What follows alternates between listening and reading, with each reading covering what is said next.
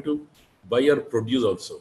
So the market, our managing committee, the past president, who is the founder president, Mr. Vishnath Reddy, then he thought, why don't we buy our produce from farmers so that we get recovery also in other side. So we started buying produce, paddy especially. That was the paddy we brought first. Later stage we added maize. Later stage we added cotton also. So we started whatever the produce the farmers produce, as a cotton, paddy we used to buy them, and maize we used to buy them, cotton we used to buy them, adjust to the loan account and give to a second crop loan for the next time. So that was it. When we bought those paddy then we went for the value addition. Value addition in the sense, we have a rice mills installed. First it was only 1 ton, then we expanded to 8-ton rice mills now both. Then we branded our rice also. We sell market in our rice as the Mulkunur rice, where also good quality rice is being done. That way, so that way they get benefited. Our farmers also get benefit by production of the paddy, and we give profits also. Whatever profits we earn, distribute to farmers on bonus basis per quintal. Suppose in paddy, we give 150 rupees per quintal. Then paddy seed 150 quintals per quintal. Then cotton we give 250 rupees, 300 rupees per quintal. Almost 3 crores, 3 crore 50 lakhs up to that we will distribute as a bonus to the farmers. Not only this, we even what a crop turn, we dividend to farmers almost 15%, and total amount comes to about 2.5 3 crores. So that way the farmers get benefited with the distribution of the profits also. So these are the thing. Then we buy cotton. We also have ginnings. We gin them and make bales and send it to the spinners. So that way, sometimes we also try to export bales to the other countries wherever that is needed. So these are our things. Then we have recovery, 100%, almost 99% in one season. Next season, it is 1% is completed. So almost our recovery will be 100% recovery. Nowhere we don't have a problem in recovery, because our farmers, when take loan, they have 2 sureties. So whoever did not pay the loan, these 2 sureties pressurize the farmers to repay the loan. Such that we have a collective recollection center. So farmers take responsibility for other farmers to pay them loan, so that we work together in whatever the problems arise. So we share all our farmers also. So they also share the problems. So that together that's the reason we are successful today. Almost 10 to 20 crores profits we share about different schemes. We can share about 10 crores to the farmer. Even the farmer's loan who die, we waive off the loan up to 1,50,000. The farmers who die, we waive the loan up to 1,50,000. So that at most it comes to 70-80 lakhs per year. So we give even bonus, pension to the farmers up to 800 per month. Almost that comes up to 50 lakhs. We give up to 600 who are the age of above 65. So that way we give pension to them also. So the farmers die, we give funeral expenses, almost about 10,000 rupees, and a quintal of rice to the farmer's family.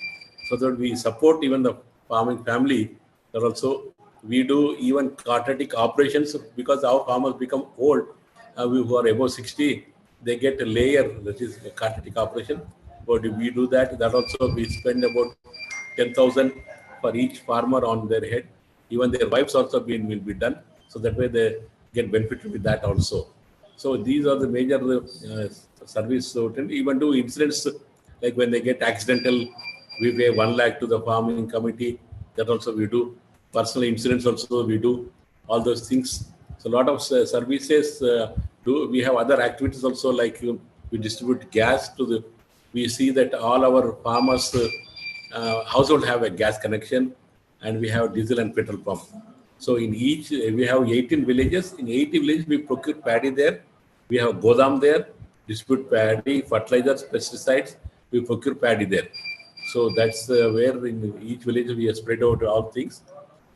These are the, in brief, which I can send you. Even I can say, give for even slides also, so that you can go through them slowly.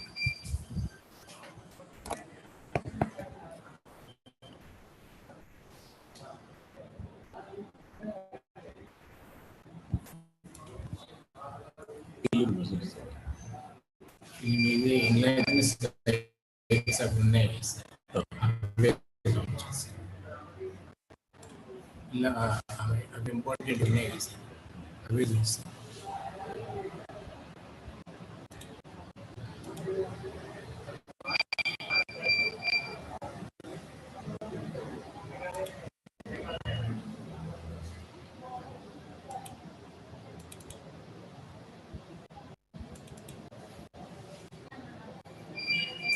మొత్తం చూపినట్లు importance ఇది start అయినాక మనం fast చేస్తాం. తొందరగా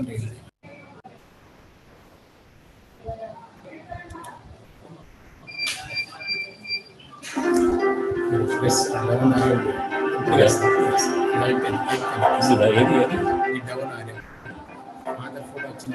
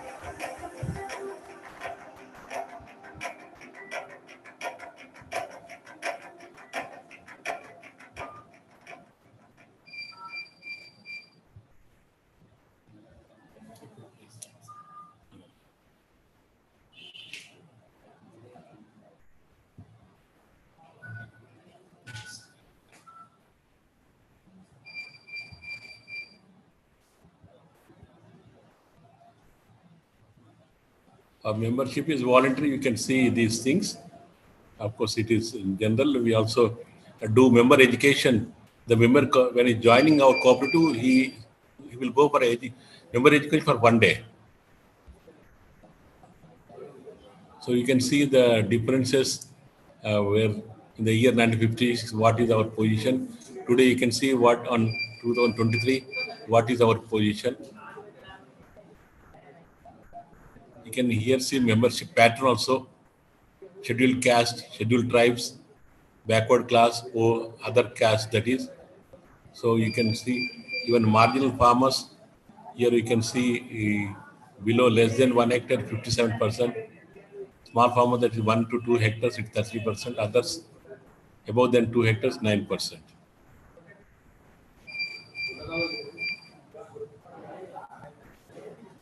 So these are the services we do. We collect shares. We make compulsory thrift deposit also. When they take loan 2 times, 1 time 5% we collect as a thrift deposit. Shares also up to 20% of their loan, they should maintain the 20% of the crop loan. Then the individual farmers, they can maintain fixed deposits, saving deposits, current deposits, loaning, all these are things. Crop loan, medium-term loan, small loan, and all this. Even we give other loans also. For education, we start giving. For health, we give them. For marriages, we give them. For housing loans, also we give them. So these are the inputs we supply. Marketing, I told you. Consumers also, that is there. Welfare service, like here you can see. Even give some scholarships when the members get admission in the professional courses, that engineering, medicine, veterinary, agriculture, horticulture, bee pharmacy. So for them we give even scholarships to the students. So these are seasonal crop loan, that is for 6 months. They take loan and repay after 6 months. That is, per acre it is 38,000 per acre. Maximum limit is up to 3 lakhs. That is up to 10 acres. So these are the types of the term loans which they repay in 3 years. 3 years in the 6 installments. Half yearly the installment. Here you can see.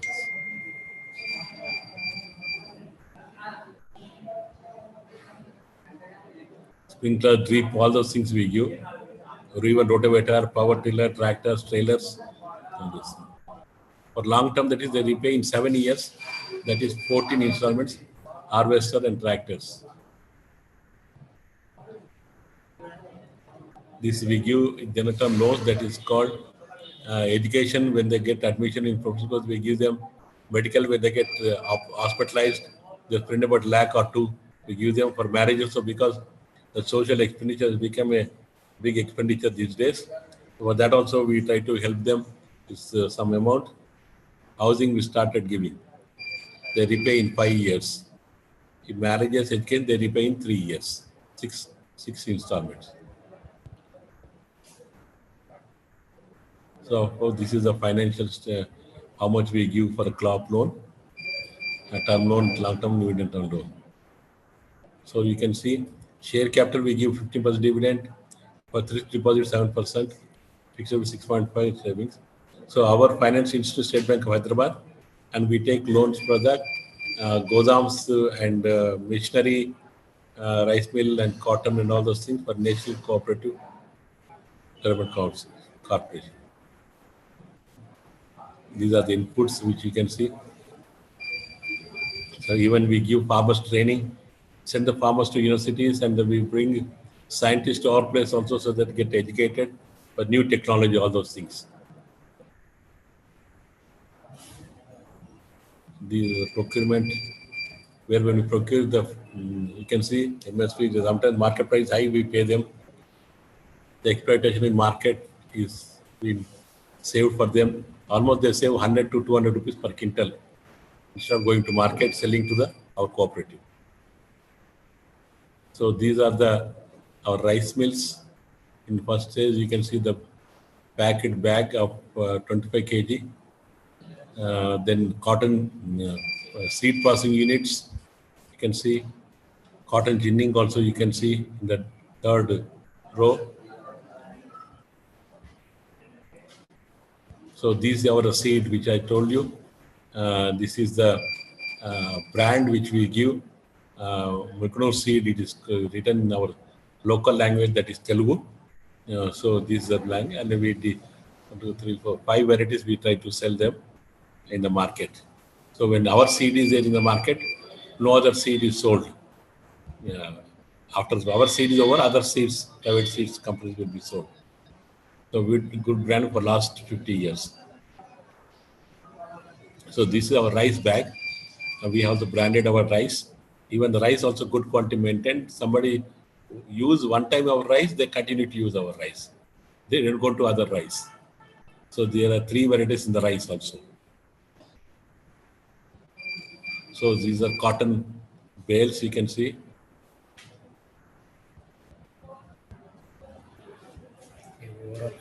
Oh, value. You can see the cloth shop, grains. We have diesel and petrol pump, even gas distribution. All these are the services we do. Drinking water we used to do, family planning, animal health camps we do regularly. For eye operations also we do. So you can see some welfare schemes on cash benefit, how much they got benefited. Welfare fund we do that, fundal expenses, crop loan waiver. You can see 86 lakhs, almost 21 lakh people, 127 farmers who died. We paid them 86 lakhs. For children's scholarship, we paid 11 lakhs. This pension 800 which you are paying is coming up to 41 lakhs. So almost 2 crores with the farmers get benefit. 11 crores. Accident also we pay. This is a thing, 1 lakh 6. That means 6 people who have died, they got the benefit. Individual policies also we do LIC. They also, this is the thing, premium paid and claims received. insurance for the livestock, warehouses, workmen compensation also we do. Welfare services scheme, bonus on pad, which I told you, 3 crore 33 lakhs it is coming. Dividend 15%, things, thrift 10%, almost cash benefit the farmers in a year they get 10 crore 11. That means almost 11 crores they get benefited in a year. Cash benefit this is. So this is one point, this is one slide which I want all you to focus on this. The farmer who pay loan, in the reverse, we give the benefit. So this is the first slide on left side for me. It is the how much loan amount you can see here for 2 crop loan season, 1,60,000 with interest. For that he brought paddy seed, almost 130. So paddy 62 quintals he brought. So we paid him bonus of rupees 125, 7,800. So bonus amount 7,800. Interest subsidy from the government he got 1,000. That is 9,000. So interest paid, he paid only 4,300. Benefit he get is 5,400. So this is a unique where the farmers who pay the loan, he gets benefit of 5,400 after paying the interest also. So here, like, nowhere else, like, when a farmer pay the loan, they get benefit or refund or more amount they get after taking interest also. So this is a benefit to the farmer who got benefit of 5,400 after paying the loans. So we insist we pay the loan. So that's the reason our 99%, 100% recovery will be there. So the other where the farmers who die, their loan is waived off. Most of the crop loan is waived off. You can see the first left side to me, it is 73,000 is a loan which he carries. How much he has when he dies, the shares under him is 6,600.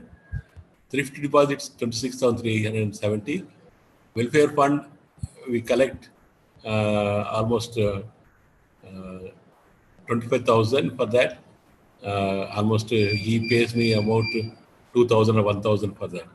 25,000, 12 times we give them. Then crop loan we waiver that is crop loan together it is 50,000 we waive 48,000 wait and see. So total benefit he is going to get after the farmer die, it's 1,06,000. So surplus after deducting from the loan 73,000, he gets still the dependent gets 33,000 to the dependent. So that no case the farmer after the member dies, the burden of carrying to the farmer's family, that is his wife or children, is not being done. So there is a saying also, when the farmer who is born, he will be born with the debt, and he lives in the debt, and when he dies, he has a debt, and he pass on this debt to his children. But in our case, this will not happen, where the debt is not passed on to the children. The children, when we become is with the debt free. So whatever the loan, it is cleared off with our cooperative, which is all these different schemes we have learning. So that's where people who see this slide, they get surprised. So nowhere this happens. So for this, how much financial status? The general body we have managing committee, president, village committees we have general manager, employees, members. So we have promoted education institution where we have after 10th, 12th, up to 11th and 12th, then up to 15th standard. That is degree we call. Some watershed programs to be with NABARD's support, assistance. So this is a saying from the Korean. Suppose this type of cooperatives are there in the whole of the country, what could be the rural capital base, about 5 lakh crores. Employment would have been 46 lakhs. So reasons for the success, active and royal, and each member transacts our cooperative. We don't have any ideal membership. We do a member education, honest and education. No outside influence, transparency will be there. marketing, all those things. Linking here is linking of credit with marketing. This also we do here. These are the awards. These are prominent visitors who visited the Vice President of India. Of course, by that time he was the governor, the former Vice Prime Minister of India. He was who belongs to our area. A governor also, Narasimhan, chief ministers. Even institutions like IIM, ISB, NIRD, ALC, Apex, all these institutions, major institutions of they also visited. IRMA, NDTV, all those. Even World Bank of World Bank of the visited.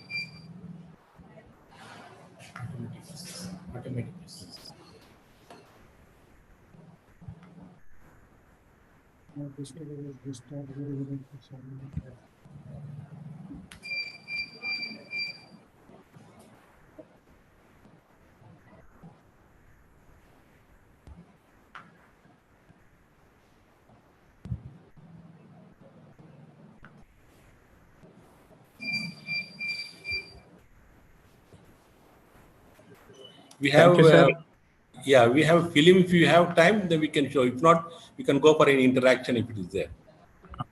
We can take up one question, sir. Other faculty members are waiting. Please share the link. I will share to them that video, sir. Yeah, okay. So we will send the film. So one question we can take. One madam is waiting. Idonibo, please, you can ask question. You are raising the hand.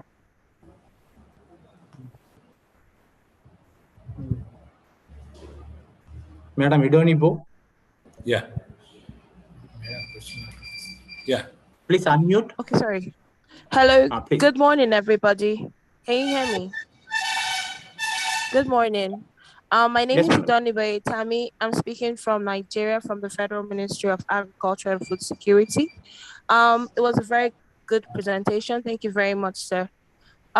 Sir, I just have a question. I was looking at the numbers that you put out for your cooperative, and I noticed that I have a question though.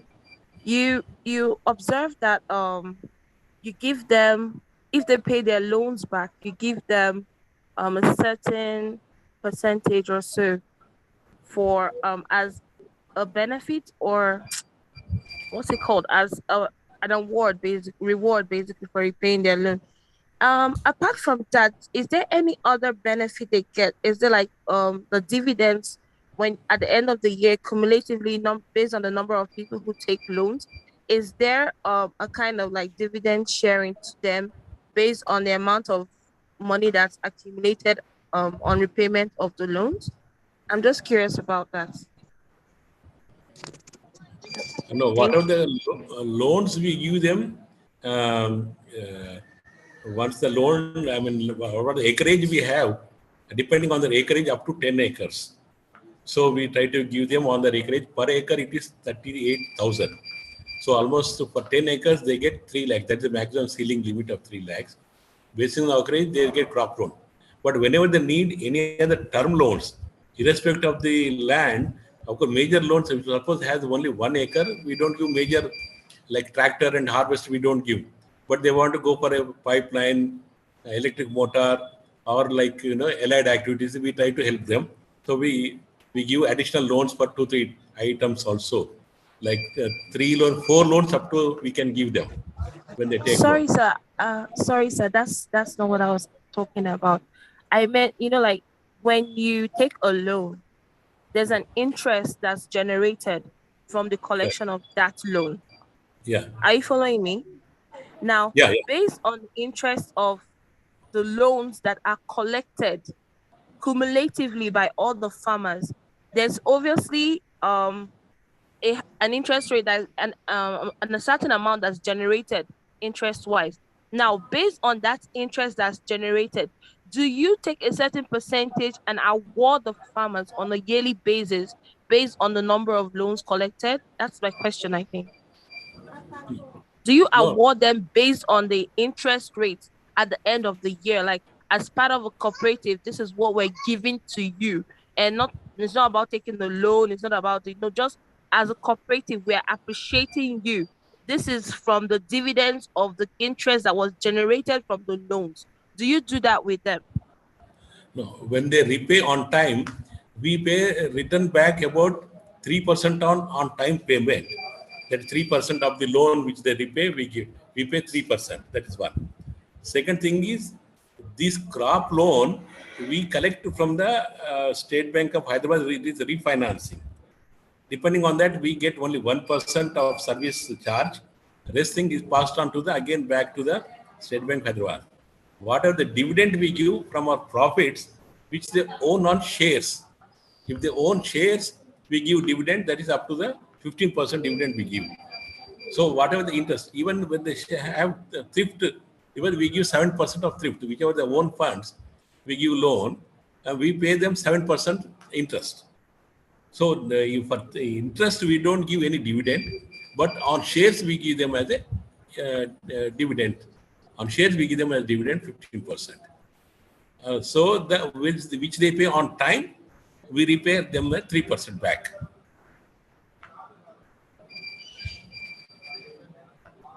Thank you very much, sir. Further, any Thank you question very is there, much, sir. we will collect and send it to you, sir, for answer. Yeah. Thank you, sir.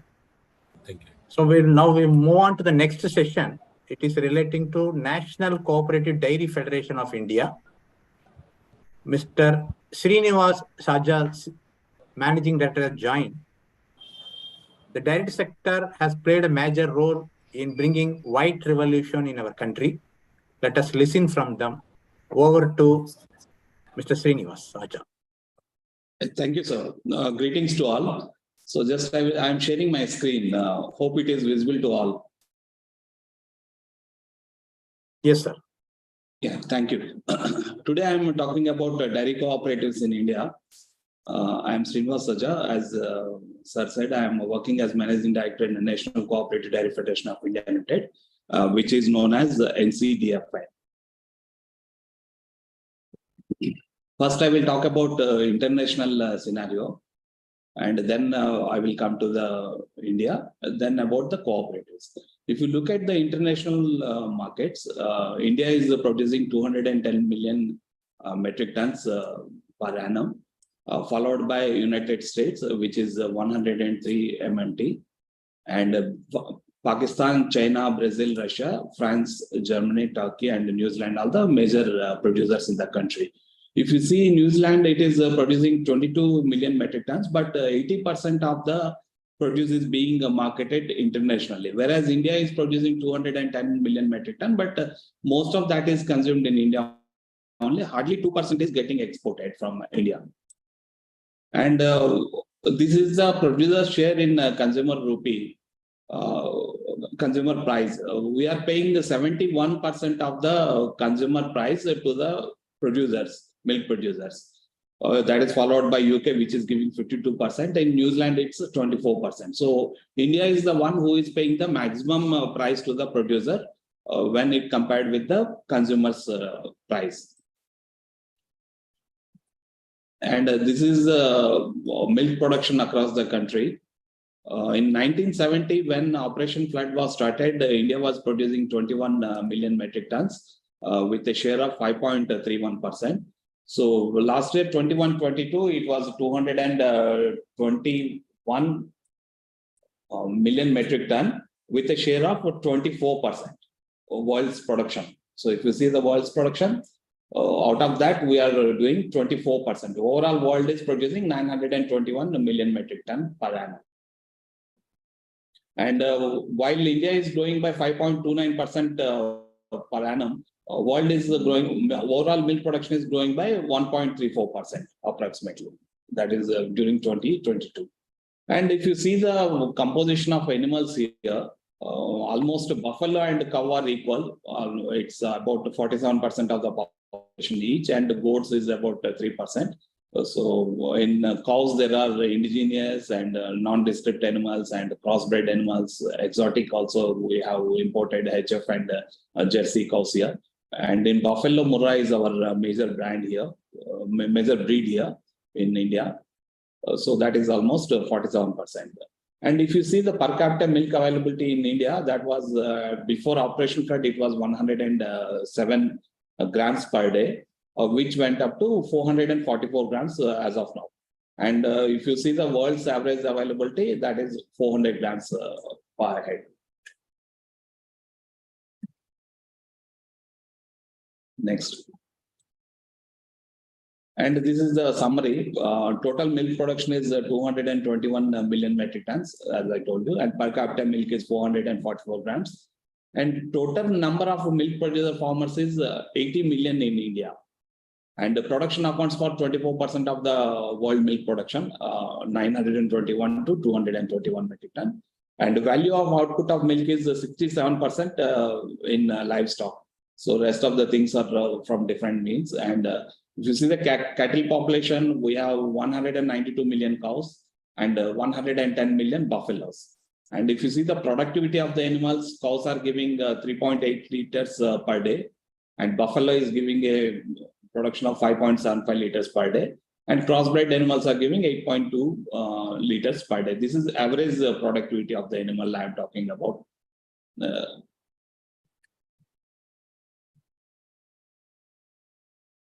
Next, please. Yeah. And if you see the marketing of milk, whatever the farmer produces milk, out of that, 46% is kept for their family consumption, and 54% is given to the market for as a surplus. So that is being marketed by different organizations. So out of that, that 54%, organized sector is handling 40%, and unorganized sector is handling 60%. In organized sector, there is a government institutions which handles 2%, and producer-owned institutions like cooperatives and milk producer companies. So that handles about 90% of the marketed surplus, and the private players are handling 19%. Private players came into existence for last 20 years. Prior to that, it was only cooperatives who are handling this milk.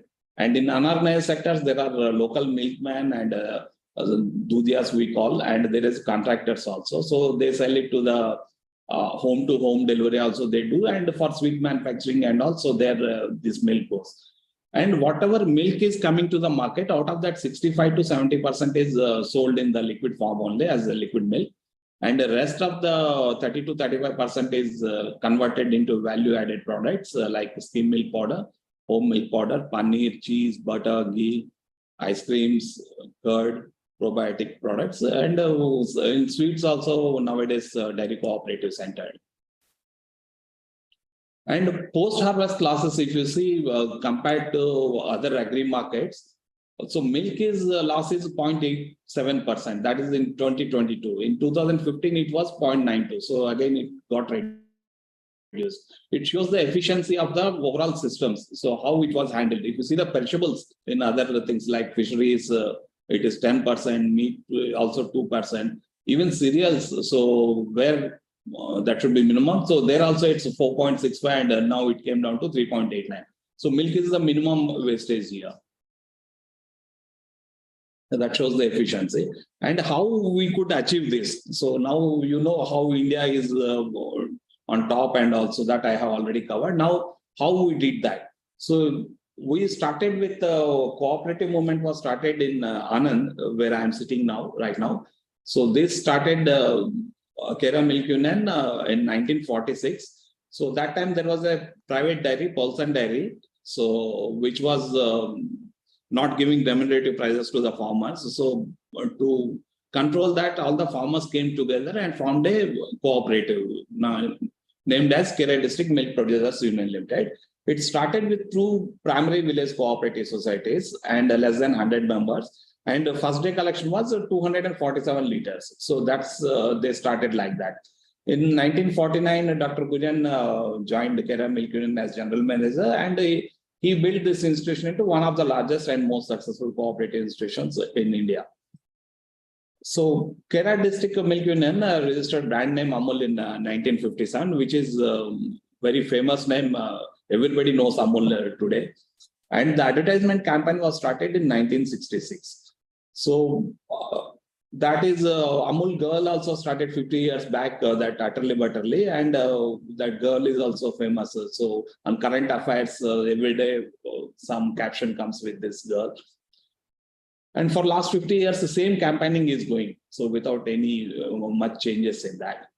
And similar, like Kera is a district milk union. So similarly in Gujarat, there are other milk unions. So all of them came together and formed a state level federation that is called GCMMF, Gujarat Cooperative Milk Marketing Federation Limited, in 1973. And the brand Amul was transferred to GCMMF so that they can market the product produce of entire state produce. So whatever entire state is producing in Gujarat, so that is being branded in the name of Amul and marketed. So in 1964, Prime Minister, then the Prime Minister was Shri Lal Bahadur Shastriji. So he visited Anand. He went to a village and stayed in a villager's home for a night.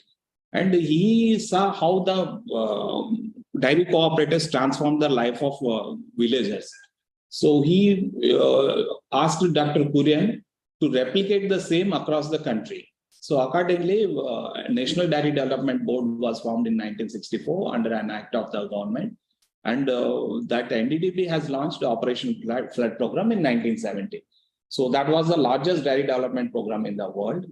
And that connected almost 700 markets across the country. And this Operation Flood went into 3 phases. It started in 1970 and ended in 1996. These are the phases 1, 2, 3. So initially we started skim milk was at that time it was dumped in the market. So that was taken by India and that was given to the dairies for developing into milk, converting into milk and sell in the market. So whatever funds was generated through that, so that money was utilized for developing the dairy cooperatives across the years. So that went from 1970 to 1996, we have closed that. And this is the structure of the dairy cooperatives which was formed during this Operation Flood program. So this gives the entire working of the dairy cooperatives. So this is a slide which I wanted to take a little time to discuss on this. So total dairies are, cooperative dairies are in 4 type structure we follow. This is called as Anand pattern structure. So farmers form the dairy cooperative society. So dairy cooperative society's role is to procure the milk. So procurement is their major responsibility. So they procure the milk and that milk is sent to the milk union. Milk union is it is at a district headquarters or a cluster of districts. So there is one milk union, so which collects the milk from various villages and that is processed at this plant. So this milk union processes the milk and markets in the local area, that city and the neighboring cities. And whatever product they are producing, surplus milk is there, that surplus milk is being converted into value-added products, as I told you earlier. So those product marketing responsibility is given to the State Dairy Federation. So State Dairy Federation responsibility is to market the produce and to do the brand development. So that is the State Dairy Federation responsibility. So in India, there are 28 state or union territory federations, apex bodies. So those apex bodies formed NCDFI, National Cooperative Dairy Federation of the India Limited. So our role is coordination and licensing, networking the policies to bring the policies in favor of dairy farmers and dairy cooperatives. That is our role. If you see the information flow, it flows from top to bottom and same way it goes back also. Information flow is both sides, that's both sides. And commodity comes from the village to national level federation. And the revenue is also going from NCDFI to state level federation. From state level federation, whatever surplus they are generating, that is given to the milk unions based on their sales and all. So that milk union again giving it back to the state, village society. And village society gives that money to the farmers. So that's the reason this India could give maximum returns to the farmers, as we see in previous slides. So that's the reason, that's how we could manage to give maximum returns to the farmers. So there is no mediator. If you look at this governance, so in village, there is a chairman of the society who is elected among the farmer members. So that chairman will represent in milk union And Milk Union chairman will represent state level federation, and state level federation chairman is on the board of NCDFI. So among them, one will be the chairman. So to become a director or chairman of NCDFI, he has to be a farmer and in the village cooperative society. So that way, this all 4-tier structure is owned and run by farmers. So it's producer-owned organizations, entire structure. So there is no intervenence of government here. So it's only owned by the farmers. And today, if you see the figures of this structure, out of 80 million dairy farmers, 18 million dairy farmers are associated with dairy cooperatives, and 0.22 million village milk societies are formed. And these milk societies are pouring milk to 240 district milk units, which processes the products and marketed by 28 state and union territory milk federations. And all these state and union territories are affiliated with the NCDFI. And these are some of the notable brands. Amul is known to everybody. So apart from that, Nandini is the second biggest brand that is representing Karnataka state in India. And Varka is from Punjab state, Saras is from Rajasthan state, Vita is from Haryana, and Avin is from Tamil Nadu, Milma is from Kerala, Sanchi is from Madhya Pradesh, and Sudha is from Bihar. So these are major brands. If you look at their procurement status, Amul is procuring 27 million liters per day from the farmers of Gujarat. So apart from that, this Karnataka is doing 8.65 millions. Rajasthan state is with Saras brand, they are doing 2.89 millions. Tamil Nadu is 3.46. So similarly, Bihar, Punjab, Kerala. So those figures are mentioned here. These are the notable achievements of the dairy cooperatives in past few years. They have expanded their product portfolio and market reach. So initially, when this cooperatives launched, it was only milk, only for milk marketing they started. And then later they turned into ghee, butter sales. Then slowly they were launched into paneer, then cheese.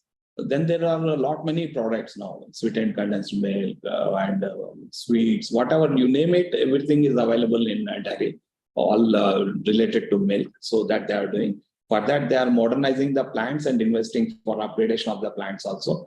And implemented various initiatives for the, either it is for the consumers or it is for the farmers at village level. So there is a lot of initiatives taken by these dairy cooperatives. These dairy cooperatives all put together are procuring 58.66 million metric tons per day from 18 million farmer members. And this is out of this 58.66, 42.67 million metric ton per day is being marketed in the form of liquid milk. And the surplus quantity is being converted into value-added products and marketed at different stages. And during the COVID period, almost every sector has collapsed. So if you see that impact during that, this we have taken from one of the research paper. So even grains, there was a loss of 15 to 30%. Vegetables was hard hit 40 to 50% because these are perishable items. Fruits is also 50%, and flowers is almost 100%. Even meat, it is 60 to 80%. But in case of milk, it's only 10 to 20%. So wherever cooperative is functioning, they have not stopped the operations for not even a single day. So continuously during the COVID period, also cooperatives have taken milk. Private people and unorganized sector failed that time, so they have withdrawn from the markets. So that milk was diverted to cooperatives. Still, cooperatives have accepted whatever milk was coming and converted that into skim milk powder and butter and sold in, after 1 year. Once the COVID is over, then that product was sold. And now I will talk about the fourth tier of dairy cooperatives, about NCDFI. So NCDFI was formed in 1970, 53 years back. And initially it was at Delhi, and then we moved our headquarters to Anand. We have 19 regular members, 14 associate members, and the National Dairy Development Board is our institutional member. And these are our members, as I told you, from each state we have representation, and each state markets their product with a different brand name. while Amul is from Gujarat. As I told you, there are different brands here. You can see the different brand names from that particular region. So what is doing? And we have 240 plants spread across the country. So this is marked with these dots here. 240 plants spread across the country, top to bottom, everywhere it's there. And if you look at the activities of the business activities of NCDFI, we coordinate milk and milk product supplies to Ministry of Defense. So for that, it is on negotiated contract basis. It is continuing from 1985 onwards for last 35 years. So we are supplying milk and milk products, bulk sales to Indian Army. So here almost 110 dairies spread across the country are participating in the supplies. It could be milk or it could be a product. So whatever it is, that is our major activity. So apart from that, we ventured into NCDFI market to take care of the milk trade wherever some of the cooperatives are having supplies, some don't have milk. So for them to transfer that, initially we used to do those transactions manually. So since these transactions, volume of transactions have increased, we shifted to this electronic platform, which is called NCDFI market. So apart from that, NCDFI partnered with NDDB Dairy Services for genetics improvement. So we are distributing frozen semen doses across the country also. And apart from that, we are also working with the National Consumers Cooperative Federation and their procurement by giving procurement solutions to them. Next, please. And we are involved in promotional and developmental activities to spread awareness about artificial insemination, ration balancing, genetics, so that the production of the productivity of the animals can improve.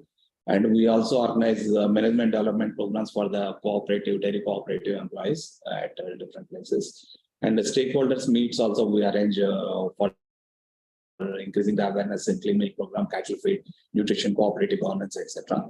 And the licensing with government is an ongoing process. So from time to time, we meet the officials and try to influence the decisions in favor of dairy cooperatives. We got Swaraj Award 2020 as the Best Farmers Cooperative National Award, since we are considering our activities. Thank you. Thank you very much, sir. Thank you, sir. We can take one or two questions, please.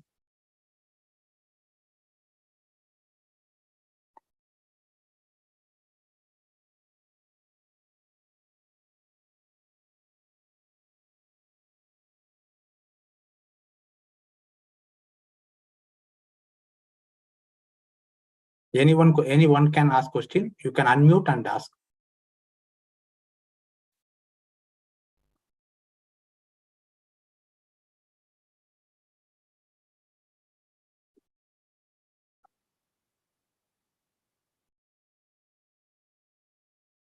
Yes, Okay. please. Yeah. Yes, please. Mr. Wafika. Hello, everybody. Yeah. I have a question because milk, is a sensitive material, and it needs some units for collection and colding because it's transport from place to place.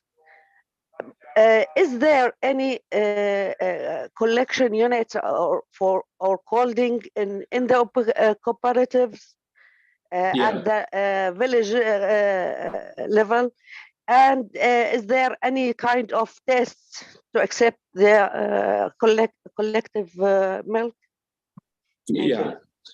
Actually, everything is automated here in dairy cooperatives. If you see, we have automated weighing machines there. So the moment the farmer comes and pours milk there, the machine will, the system will tell how much milk was received and what is the fat percentage and how much amount need to be paid. So immediately that will be displayed on the screen. And on every 15 days, we make payment to the farmers. So that payment directly goes to their bank account. So there is no manual interventions here. So earlier in the olden days, we used to draw samples in bottles and those samples were analyzed afterwards and we used to give the data. But now it is on real-time basis. The moment milk is poured, immediately the farmer will come to know what is the fat percentage, how much is the quantity, what is the SNF percentage, and how much amount he is going to get. So entire thing will be immediately he will come to know. And whatever milk we are collecting, so that is one part, collection part. Then your second question is how we transport that to the processing plant. So at most of the villages, if you see this Kera Milk Union, each village has a bulk milling, bulk chilling center. We call it bulk milk chilling center, BMCs. So the moment it comes, that milk goes to the bulk milling and then it's stored there. Evening, the tank goes there. That is also refrigerated tank. That tank brings the milk from there, insulated and refrigerated tanks. So those milk is brought through these tankers. So that's the reason we could avoid the wastage of milk. So that's the reason I said it's only 0.8% spillage, whatever it is. So it's fully mechanized now in India. Hope I could address your question. Thank you, sir. Thank you. Thank you. Thank you very much, sir. If you have any video, no, sir, you can share the link to us so we can share it to all our participants, sir. Thank you. I will send the presentation. So because of 20 minutes time, I could not discuss in detail. No, if you have any video relating to the procurement to processing, to processing, please share it, sir. So it will be useful for all the participants. Sure, sir. I will do that, sir. I will do that. So now we will move it to the third session. A very interesting, like white revolution, dairy sector contribution. Similar effort also made by another cooperative sector, mainly relating to sugar mills and sugar factories. And for the purpose, we have invited Mr. Somasundaram, sir, Deputy Technical Advisor, Processing, National Federation of Cooperative Sugar Factories. I request Somasundaram, sir, to brief about the contribution of sugar cooperatives to the economy, especially through cooperative business model. Over to Somasundaram, sir. Thank you, Mr. Ravi, Dr. Ravi. I will share the screen now. Yes, please. Yes.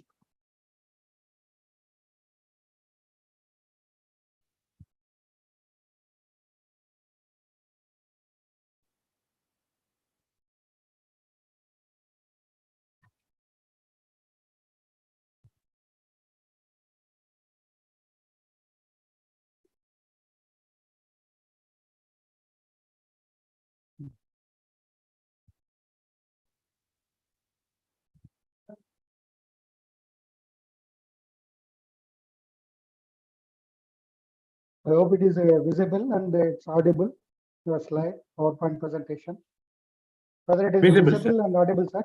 Okay, sir. Visible, audible. Yes, sir. Good afternoon to all. This is regarding the agribusiness through cooperative business model for sugar industry.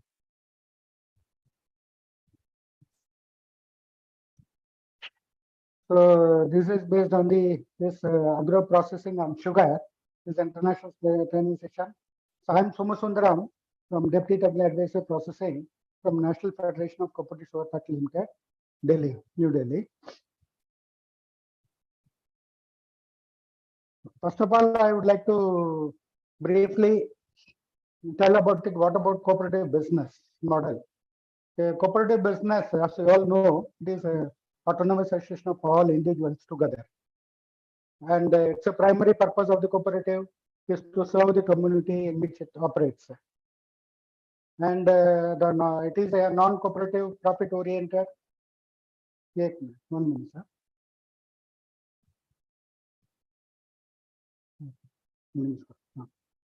So this is a non-profit oriented, and majority of profit goes to the people who are involved in the cooperatives.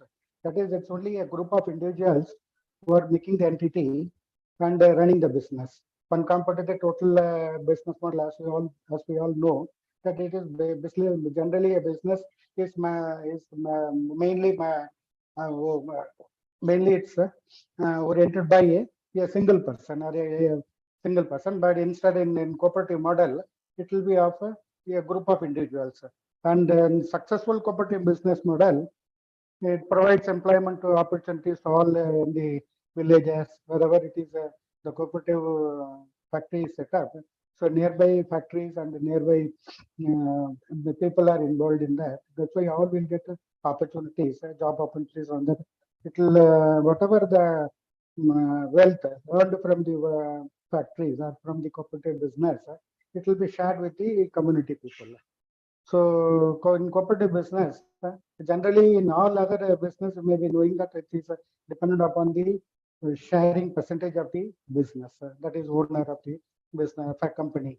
But in generally in cooperative business model, one member equals one vote. Whatever may be the contribution, each member has the right to vote for the AGMs. So similarly, India has many cooperative organizations, societies. So in the IFCO is the Indian Farmers Fertilizer Cooperative Limited, ranks first among the 300 cooperatives in the world. That is ranking is based on the ratio of turnover to GDP per capita, with a turnover of approximately $8 billion. That is, it is having around 36,000 members, cooperatives, and covers around 50 million Indian farmers. In the previous session also, MD National Federation of Daily Development Board, and he has explained about AMUL. So AMUL is the world largest producer of milk and milk products, ventured into overseas market. It also entered into overseas market also, and it is exporting to more countries, many major countries. AMUL is established in Anand, Gujarat in 1946 to prevent the exploitation of farmers by middlemen. So AMUL is operated by Gujarat Milk Marketing. It was elaborately explained in the previous session. Just I want to briefly tell about, since it is under cooperative model, I just want to explain about the AMUL in the brief manner. AMUL is jointly owned by 3.6 million Gujarat milk producers, and farmers own the dairy, and their elected representatives manage the village societies and the district union. Employed professionals to operate the dairy and manage the business. Verghese Kurian is the father of white revolution in India. He is basically a veterinary doctor, and he is the man behind the success of AMUL. AMUL turnover is around 72,000 crores, or it's around $9 billion. Coming to sugar industry, world sugar industry, it is the largest sugar producing countries in the world. Is India has become number one. Earlier it was Brazil. Now India's superset of Brazil, and India has become the number one largest sugar producing countries in the world. Next to India is Brazil, and after that European Union, Thailand, China, and USA. The largest sugar consuming countries, India is again, because of the population, India is again the largest sugar consumer of the in the sugar sector. Similarly, European Union is in the next second station, and China, USA, and Brazil, followed by these countries. Largest sugar per capita consumption in countries wise, it is the USA first. Here, in the consumption per capita consumption per person is around 100 kgs in USA, and next to that Germany and Netherlands, Ireland, and Australia. In largest sugar exporting countries, Brazil is the number one, and second India, and Thailand, France, and Germany. Similarly, largest sugar importing countries are China, USA, South Korea, and Morocco.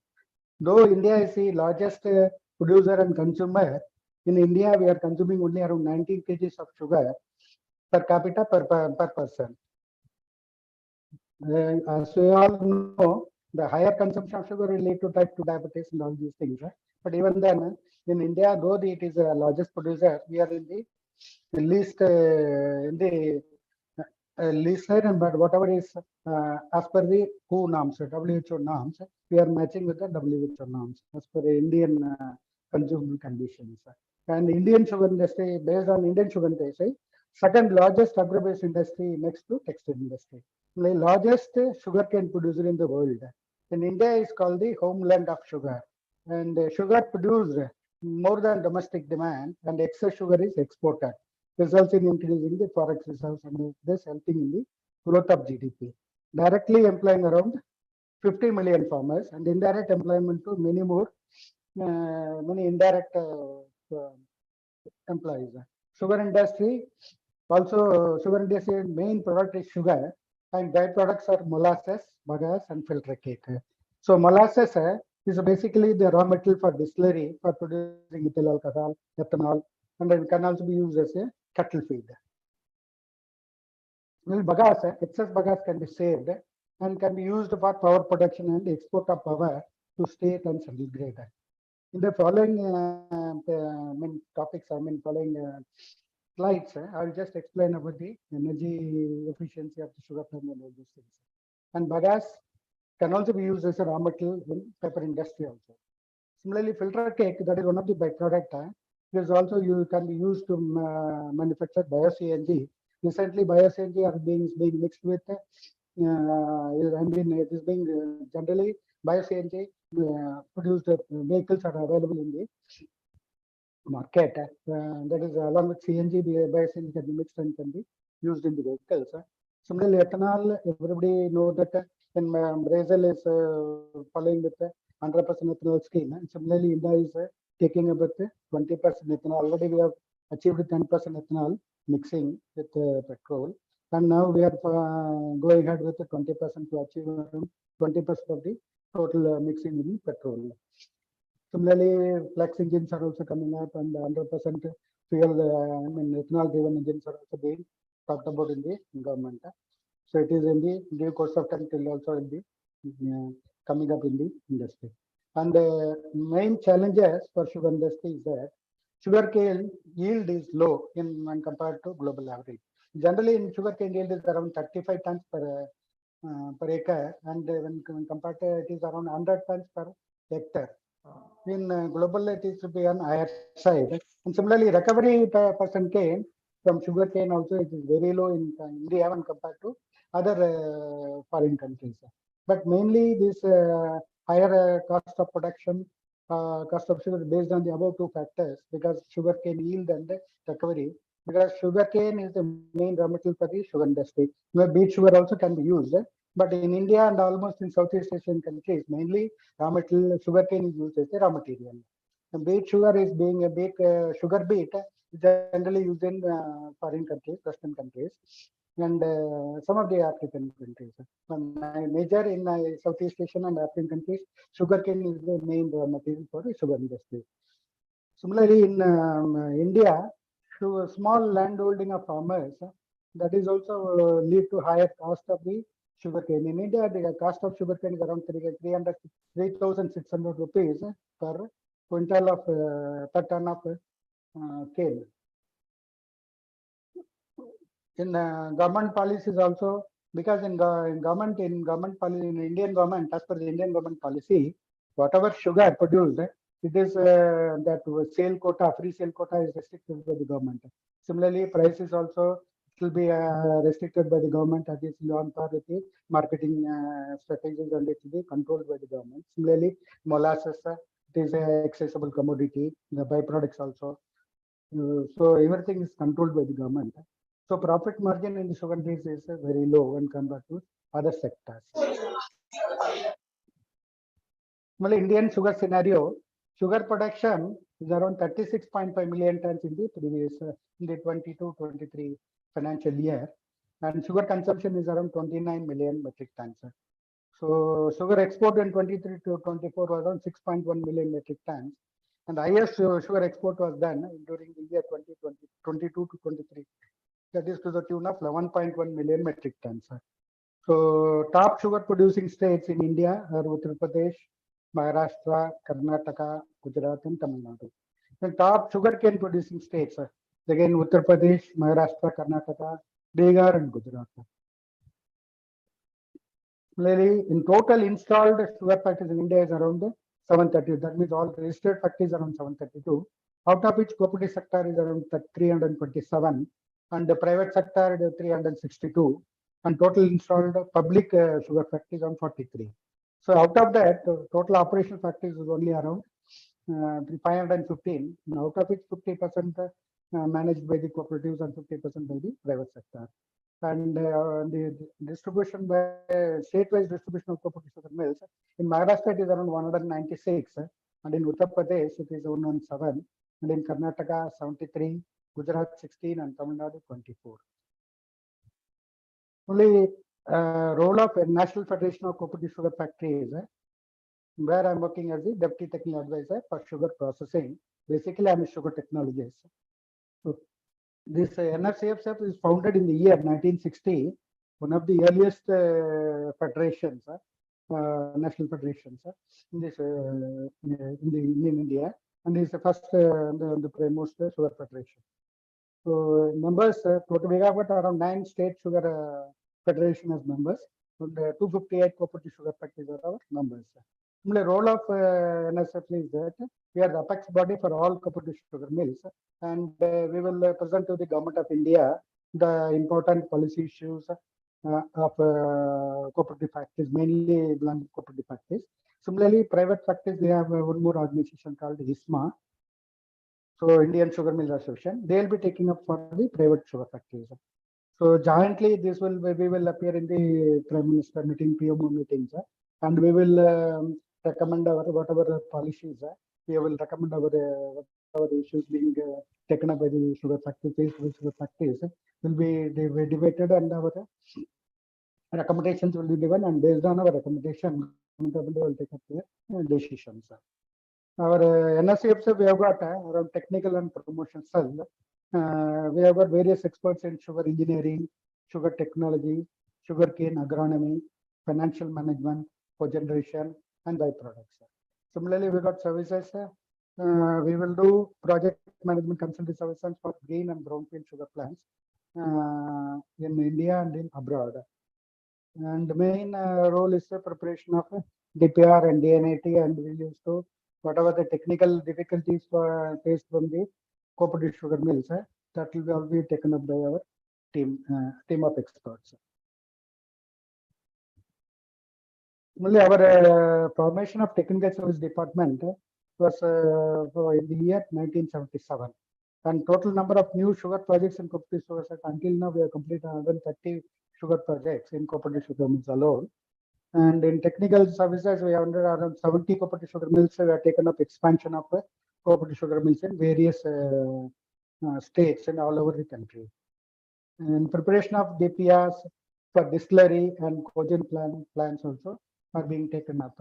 And in DPR preparation of distillery, we have got ethanol, alcohol, power production also it is there with the cogeneration plants. Only financial services. We will prepare preparation of the project financial feasibility reports, cash flows, etc. for the total projects. And for the financial wing also prepares a memoranda for submission of commission for agricultural cost of prices, CACP, and Bureau of Indian Industrial Cost and Prices, BSCP, for fixation of price and remunerative sugarcane price and levy sugar price. That is our sugarcane price is based on the FRP, that is the fair and remunerative sugar price that is fixed by the government. Similarly, earlier we had SMP and SAP. That means a statutory minimum price for sugarcane, and after that statutory advisory price for sugarcane. That was followed in the earlier. This one now the SMP is being replaced with FRP. That is fair and remunerative sugarcane price. That is fixed by generally by the central government of India. And SAP is generally some of the states that are following FRP, and some of the states are following still with the SAP, because SMP is the minimum on par with the FRP and all those things. And some of the factories in some other states, and some of the states, they are taking up with the SAP also for payment of the sugarcane to the farmers. And as I told earlier, sugar industry is one of the energy efficient industry. And in sugar industry, now no waste material is it is there in the sugar industry. All the material used, that is, as I have told earlier, product is main raw material for the sugar cane or sugar beet. But in India, we have got around 98% of the factories are managed only with the raw material of sugar cane. Sugarcane, generally in sugarcane, water percentage will be around 70 to 75%, and sugar will be around 12 to 14%, and fiber is around 12 to 16%. Similarly, white plantation sugar mainly is being produced and consumed in India and in Southeast Asian countries, and in African countries also. In raw sugar, mainly raw sugar is consumed in some of the Asian African countries, and most of the African countries are following with, they are consuming white plantation and also refined sugar. Refined sugar, majorly it is consumed only in Western countries. In Western countries, we don't have this white plantation sugar. Sorry. Sugarcane yield and recovery percent, it is mainly dependent upon the soil fertility, climatic conditions, water potential, and also it depends upon the selection of high yielding cane variety, cultivation practices, weed and pest disease management, drip irrigation, farm implements, etc. We have got processing of sugar. In the processing of sugar, we have got different. Actually, I will tell you briefly about the procurement of cane. Generally, in North India, procurement of sugar cane will be done by procurement centers. So they will procure the cane. They'll have each factory will be attached with different procurement centers, and each procurement center will be given daily will be given the targets to achieve the crushing capacity of that particular sugar plant. So similarly, in South India, we have cane divisional office managed by the factory itself. So different depending upon the districts and whatever the allocated to the sugar mills. So that sugar division will be managed by the sugar cane development officer.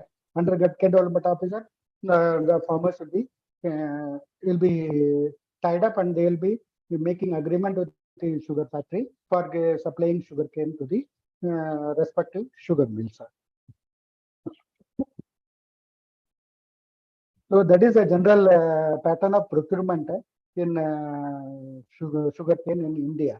Generally, in other Western countries, in Brazil and Australia, the number of farmers, as I have told earlier, landholding of farmers in India is very less. And each factory will be having around 30 to 35,000 of farmers. Each factory will be attached with 35,000 of farmers, small farmers. But in Western countries, Brazil or in Australia and other countries, they have capacity of the sugar plant also will be high, around 40,000. In India, our capacity is between minimum viable capacity for sugar plant is around 2,500 TCD, and the maximum capacity in India is around 25,000 TCD. In Western countries, it is around 45,000 TCD plants. That is ton crushing per day of sugar cane is being managed by the Western countries, and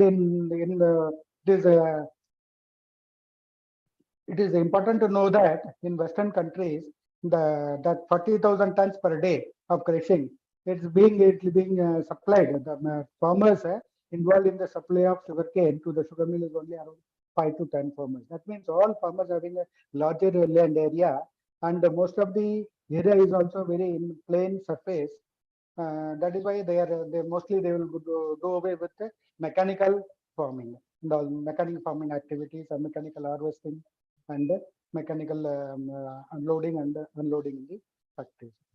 And once this factory, the procurement of sugarcane is done, it will be sent to the factory. Sugarcane, once it reaches the factory, it will be pulled up in the sugarcane yard.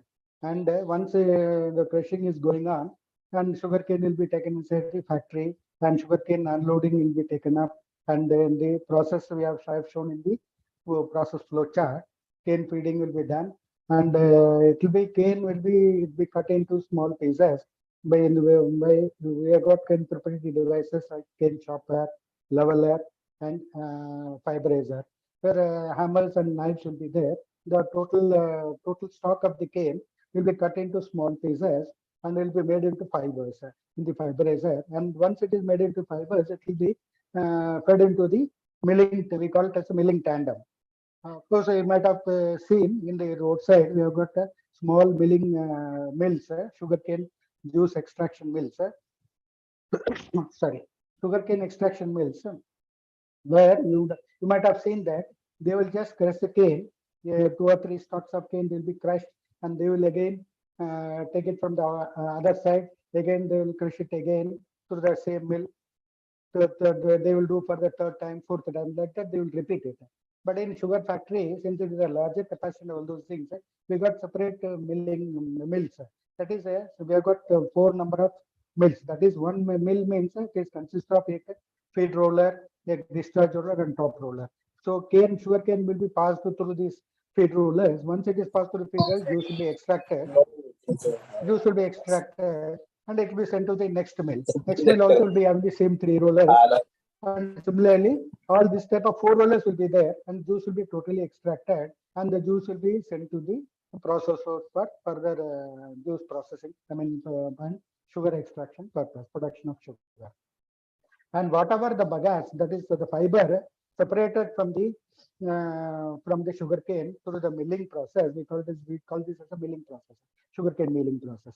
After milling process, this whatever the bagasse separated from the mills, that will be sent to the boiler, and that also I'll show you the next slide.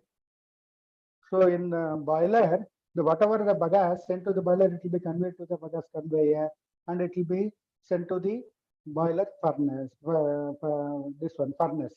So boiler furnace, this bagasse will be used as a fuel, and whatever the water, that is hot water produced from the process side, from the juice processing purpose, a lot of hot water will be produced during the processing of sugar cane juice, from the conversion process of juice to the sugar, distillation of sugar.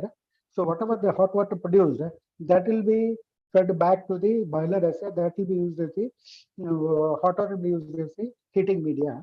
So and fuel is the bagasse. Once this hot water is heated, steam will be produced, and whatever the steam produced from the boilers, that will be fed to the power turbine to produce power. So the power, whatever power produced, will be used for the total process machinery, and also excess power produced will be generally it will be exported. Whatever around 30% of bagasse percent cane will be there in the sugar cane. Out of that, around 23 to 24% will be utilized for processing purpose for the production of sugar. The remaining 5 to 6% will be saved, and it can be used for the export of production of excess power in the power milling power turbines, and that will be exported to the state grid or central grid.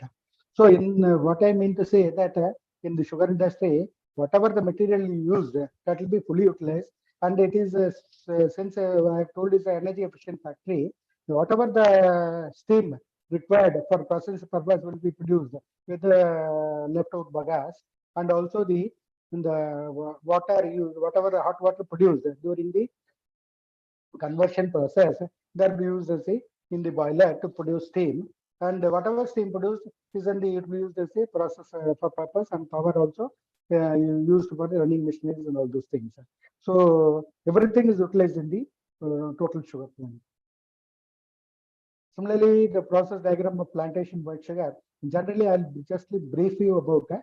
So whatever general process, first whatever the process, juice sent to the process house, it will be weighed and it will be taken to the process house. And once it is weighed, it will be heated to around 70 degrees centigrade. And after that, further it will be treated with sulfur dioxide gas and lime and milk of lime to make it as a sulfated juice, sulfated juice.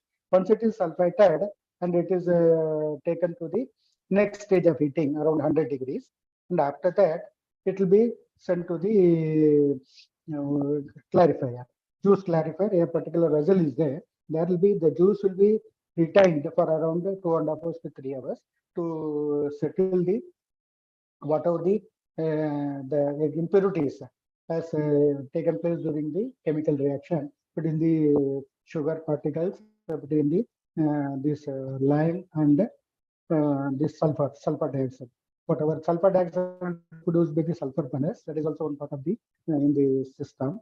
And sulfur dioxide is used to mix with the juice to produce the sulfated juice. And this further process will takes place in the same fashion. And once it is converted to this, once it is sent to the clarifier, the clarified juice will be having around 70% water, as I have told you earlier. The water content in the juice will be same. And to first phase of to juice is to concentrate the juice. So we have to concentrate the juice in evaporators. We call it as evaporator bodies. There we use vacuum in the increasing order. That means we have got 5 effect bodies of evaporators. So in the first effect, the steam will be sent to the evaporator, and it will be of heat. It is only a heat transfer vessel, and inside the tubes we will pass the juice, and outside the tubes the steam will be sent for boiling purpose, and whatever the concentration of the juice, it will take place in the first vessel. Similarly, it will be sent to the second vessel. Similarly, to the third vessel. In third vessel, we will maintain a vacuum of slightly around 2 inches to 3 inches vacuum, and in the fourth body we will maintain around vacuum of 15 inches. Similarly, in the last body, it will be around 25 inches vacuum, or 625 Hg. So during that concentration period, the sugar, whatever we call it as bricks. Bricks means that is soluble solids present in the sugarcane juice. So when that will be, it will be raised from generally in the juice, and the clarified juice to be around 15 bricks, and it will be raised to around 60 bricks. That means 60 bricks means whatever water content in the juice, it will be evaporated. Sorry, and whatever the water content in the juice will be evaporated, and the vapor produced in the conjugate bodies will be used for further processing purposes, whatever for juice eating, and for and the next stage of evaporative stage is crystallization of sugar. So there also is only same steam is used. Whatever steam given to the, that is whatever steam, left out steam produced from the turbine after producing power, that will be utilized as a process steam in the first effect of the evaporative bodies, and whatever vapor produced from the consequent bodies that we used for further processing of sugar to produce crystallization of sugar. That is whatever that is what only one that is for the first body alone. We will use only the steam. After that, whatever vapor produced from the all bodies will be further utilized for all the purposes of the conversion of sugar. So once it is taken to the, we call it as a pan station. That we call it as a mass-cure, that is semi-solid. Once it is concentrated syrup is sent to the pan station, it will be termed as a massacute. We have got 3 types of massacutes: A massacute, B massacute, and C massacute. That is only the that is, it's a combination of molasses, that is semi-solid substance, molasses with crystallization of sugar. So that is called as a massacute. The whatever sugar produced from the A massacute, that is only the consumable sugar. And similarly, B massacute, again sugar, whatever the sugar produced, that will be reprocessed. It will be taken to the air boiling. Similarly, for C also, it will be again reprocessed into the air massacute. So that is after a massacute is produced, that will be it will be stored in the, we call it as a crystallizer. That is the storing material for the massacute, storing equipment for crystallizer for massacute. And once it is sent to the tank, it will be fed into the centrifugal machines, where the massacute is purged by centrifugal force. It will be running at the speed of around 1250 RPM, and some of the machines will be around going up to 2000 RPM also. Due to that centrifugal force and due to the presence of screen, whatever the molasses, that is the liquid material, that will pass out through the screen, and the sugar will be retained in the screen. That sugar is whatever sugar retained in the A centrifugal machine, that is only the consumable sugar, and whatever the B sugar and C sugar, that will be reprocessed and will be taken to the A boiling. So the recovery of sugar from the sugarcane is around 10% to around 14%. In low recovery regions, it will be around 10%, and high recovery zones, it will be around 14%. Generally, in India, high recovery zones are in Uttar Pradesh, in Maharashtra, in Karnataka, some of the areas in Uttar Pradesh, and in other Maharashtra and in other South Tamil Nadu, South India, we have got low recovery around 10 to 11%. Similarly, we have got flow diagram of refined sugar. The first, what I told you in my earlier this one. We have only 20 minutes time, sir. Yes, sir. Yes, sir. We have two more presentations, sir. Please. Okay. I'm preaching it up, sir. So, as I told you earlier, This only plantation sugar, white sugar is produced in India. So refined sugar, you have got slightly separate process, and you have got that process flow chart I have shared with you. And that refined sugar is being consumed in Western countries, and it is a separate process. Similarly, we have got farmer sugar production also. That is being used in pharmaceutical industries for making drugs and all those purposes. So in generally in sugar complex, how to increase the profitability of financial property of the sugar complex is that sugar factory will have to go for a sugar complex. That means a sugar factory in combination with cogen plant, distillery, and biocide plant. Similarly, we've got different types of sugar. I told you earlier, white raw sugar and similar refined sugar. Refined sugar with different varieties, castor sugar and all those things. Organic sugar also being coming up in India and other abroad countries. And distillery products are rectified separate ENA, furfural, ethanol, etc. The downstream products we can produce chemicals such as acetic acid, ethyl acid, etc. Cogen plant, as I've told earlier, we have for power for making for running the process machine, also for export of power to the state and biocide can be used for automation as well. So this finishes my session. Thank you. Thank you. We can take one quick question. Any one quick question.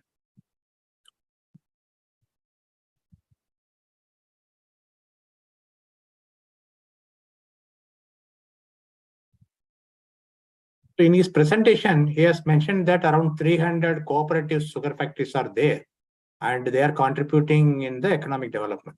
So you could have seen from this, from all the part of sugarcane is utilized in one or the other form, and it is produced from raw sugar to other thing. Even electricity also they are producing.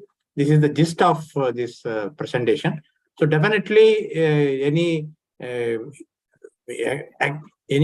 farmer group activity involved in sugarcane cultivation, so definitely go to the national level sugar factories federation, get the idea and suggestion and support for making best use of the sugarcane available in your country. So if you can take one quick question, if anyone want to take up any question, one question.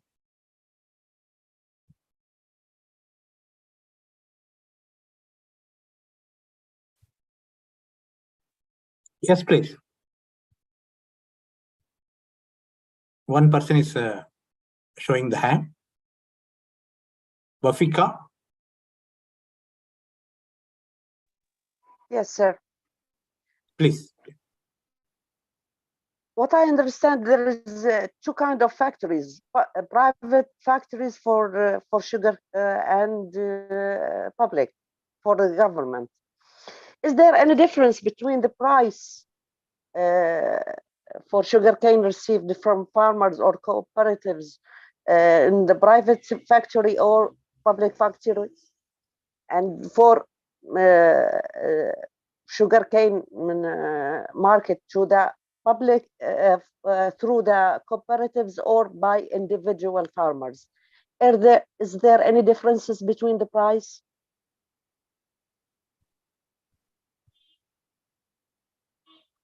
Yeah. Yes. Thank you. I have told earlier in the session, the factory is generally fixed by the government.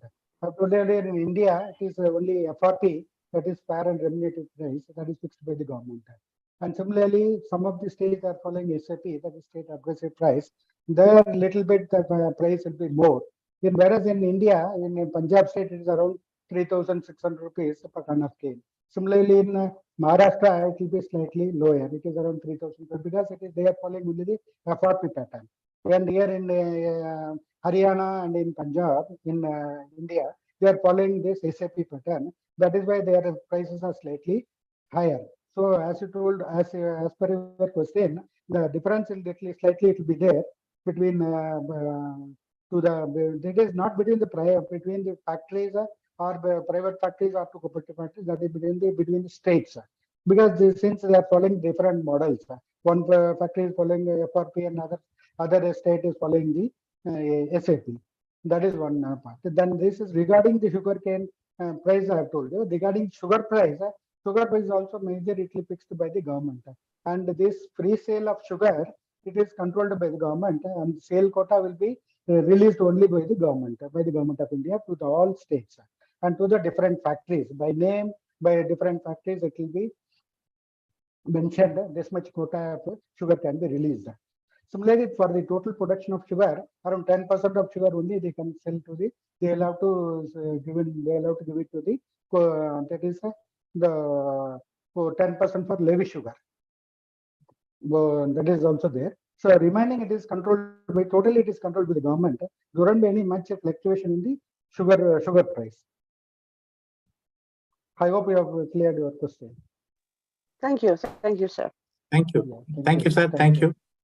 So, as this particular program is about cooperative business model, we are talking from the point of view of cooperative development. And in India, there is a specialized institution for financing the cooperative sector. Of course, they get credit from different sources, but it's a unique thing in which we have is there is a National Cooperative Development Corporation, NCDC, for financing the cooperative activities. So for that purpose, we have invited the Chief Director of NCDC, Madam Deepa Srivastava. She has joined here in this online mode. So I request Madam to interact with our group. Over to Madam. Thank you, Dr. Ravi. Am I audible? Yes, Madam. Yes, Madam. Okay. Yes, Madam. Go ahead.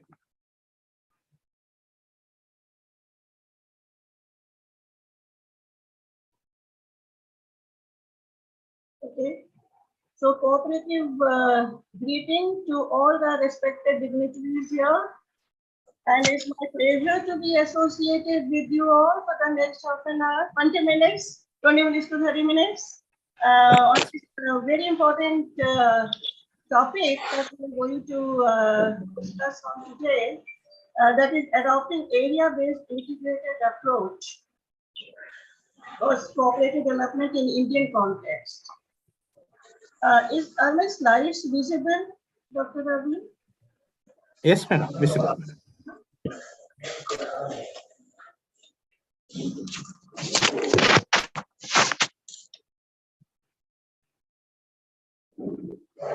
So, welcome to this short presentation, and I feel very privileged to be interacting with you all.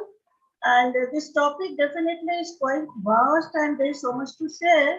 But within the time frame, I like to drive home the main tenets of this approach of integrated cooperative development and our experiences therein, which we have had in the past and still reaping the benefits of this approach in India.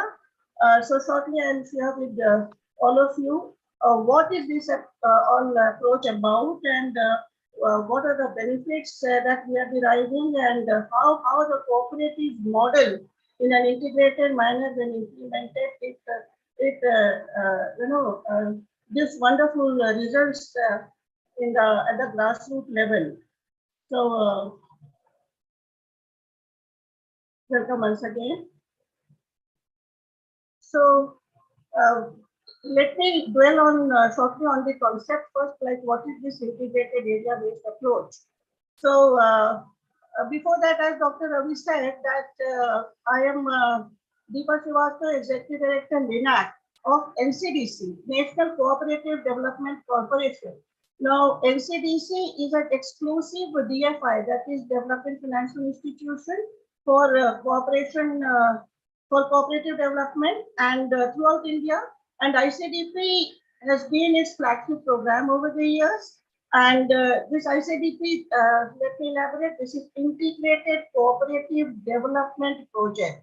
Repeat, Integrated Cooperative Development Project, which assimilates everything in its term itself. So this has been our flagship program, not recently, but since 1985, since the onset of 7th Five-Year Plan.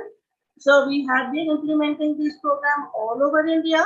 And how do we do that? We select a district as an area in this approach for integrated cooperative development, covering pan India. Now, this in India, you know, it's an administrative division of an Indian state, and we basically adopt a unit of district as a development unit under this program.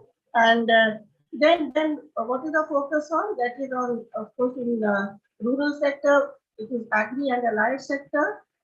For overall development of the district, of the selected district, through cooperative entrepreneurship, I would say, a lot of entrepreneurial efforts go into this implementation of the entire gamut of the program under this project in the sphere of agri and allied. That would mean not only agriculture per se, but also dairy, fishery, poultry, or piggery, or you can say handloom, quiet, cottage industry, and even the services like education or health or transport. Like basically whatever is in the gamut of activities or charter of activities of NCDC, that activity can be covered under NCDC. So any business plan which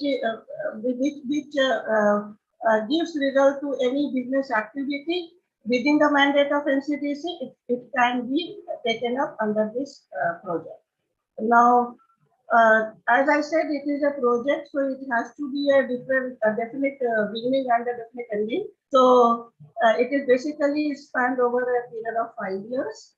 And then what are the activities and the programs undertaken here? This is very important, and I would like to emphasize here. That's what makes this integrated approach important, this particular point, because based on the local resource endowment, whatever the resources present in that particular district. Madam, slide is not moving, madam. Yes. Slide is not. Yes. Please. Yes, Dr. Ravi. Slide is not moving, madam. It is stuck to first only. Okay, can you make see it that? full screen? Only first slide is visible. Okay, it is full screen actually. Can you see the concept slide? No, it is in the first slide. It's not moving. It's in the first slide. Still in the first slide, and it is also need to be made full screen. Okay. You can stop sharing and again you can start. Yeah.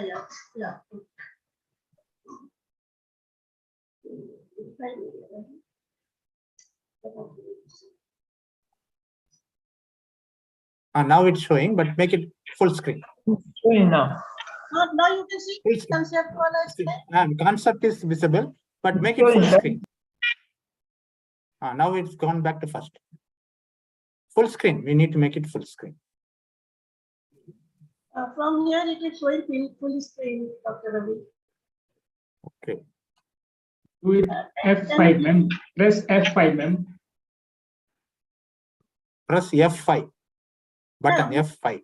You've done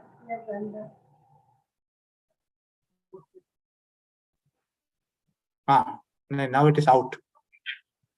Yeah, we are again doing it.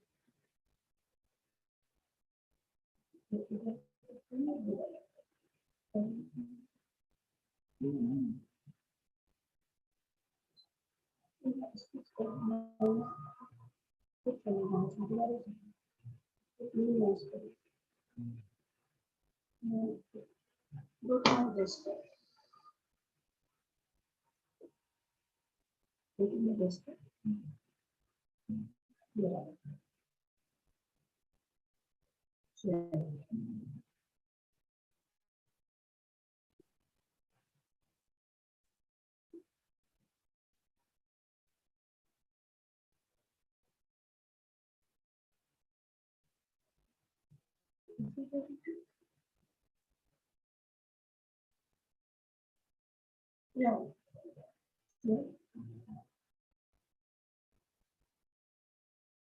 Make it full screen. Objective is visible. F5. You can press the F5 button.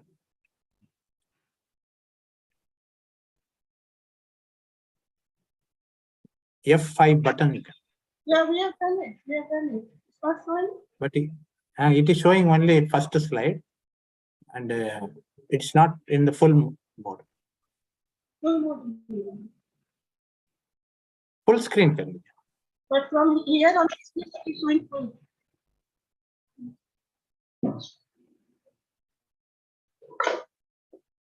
Okay, madam, go ahead. Can you see the concept one slide? Concept we can see. Concept. Okay.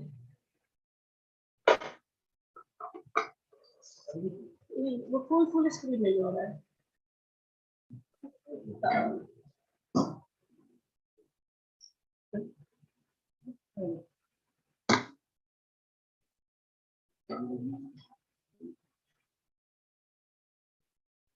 Can you see, Dr. Ravi?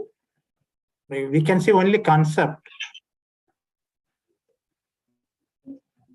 No, the full slide is not visible. 5-6 points under concept. 5 points are visible, but for making it full screen, F5 we can. Yeah, F5. We did it. It is showing in our screen. It is showing in our screen.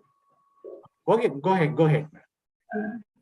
But you can go to toolbar and say slide show. Yeah, that also we did. That also I did. And again do it. It is showing on my screen.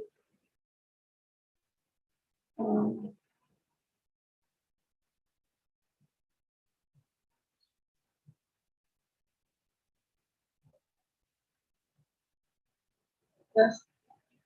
But participants can read it? Yes, we can read. You can go ahead. Yes. Yeah, I've got full screen mounted here.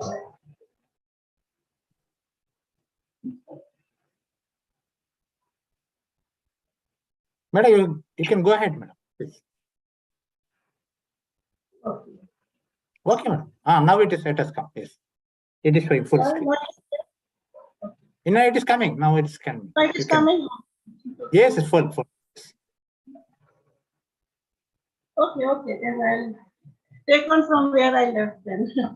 Concept part you can start. Yes. Correct. So the concept of I was dwelling upon what is the concept that we have here on the integrated area-based approach. Okay, so as I said that normally a district as taken as an area for development, for integrated development, and in that district the prime focus is on agri and allied sector. That would mean not only the agriculture but all the allied sectors also, whether it is fishery or handloom or dairy or piggery or poultry or coffee. Anything, whatever resource endowments are there in the district, the focus is on utilization of that. And then, as I said, that it is implemented as a project. So, like any other project, this is also having a beginning. And from the date of sanction of the project in that particular district, it is implemented over a period of 5 years, which is a reasonable period for the results to show. And whatever activities are being envisaged, the benefits to be reaped. So this much time it is given for this particular integrated project. And then what kind of activities and programs are taken up?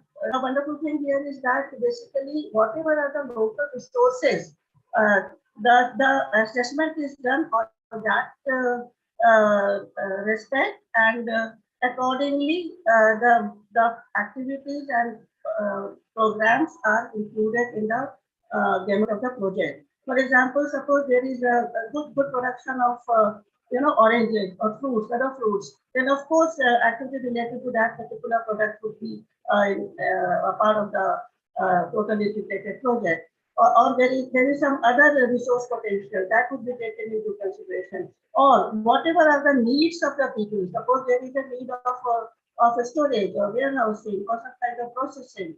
So all those activities would be included in the project. So why it is successful? One reason is that because the local resources and people's requirements are considered while formulation of the project. And then by virtue of all these activities and focus, over a period of time, the results show. And another wonderful thing is that the primaries develop because under the scheme of things, the primaries, which are the grassroots cooperatives, where individual farmers are the members. So they need to develop because they form the basic foundation of the cooperative structure. So if tier 1, the basic tier, the foundation itself is not strong, then the structure would also be not strong. So very important that they develop, they become viable and self-reliant. So all these activities are geared towards development of primaries, and when the foundation and the initial tier develops, naturally the development would flow upwards also. So it is that way, that kind of a concept where the cooperative structure is also studied. Yeah, Dr. Ravi, this slide is visible. Dr. Ravi. Yes, madam, visible. Objective is visible. Yes. So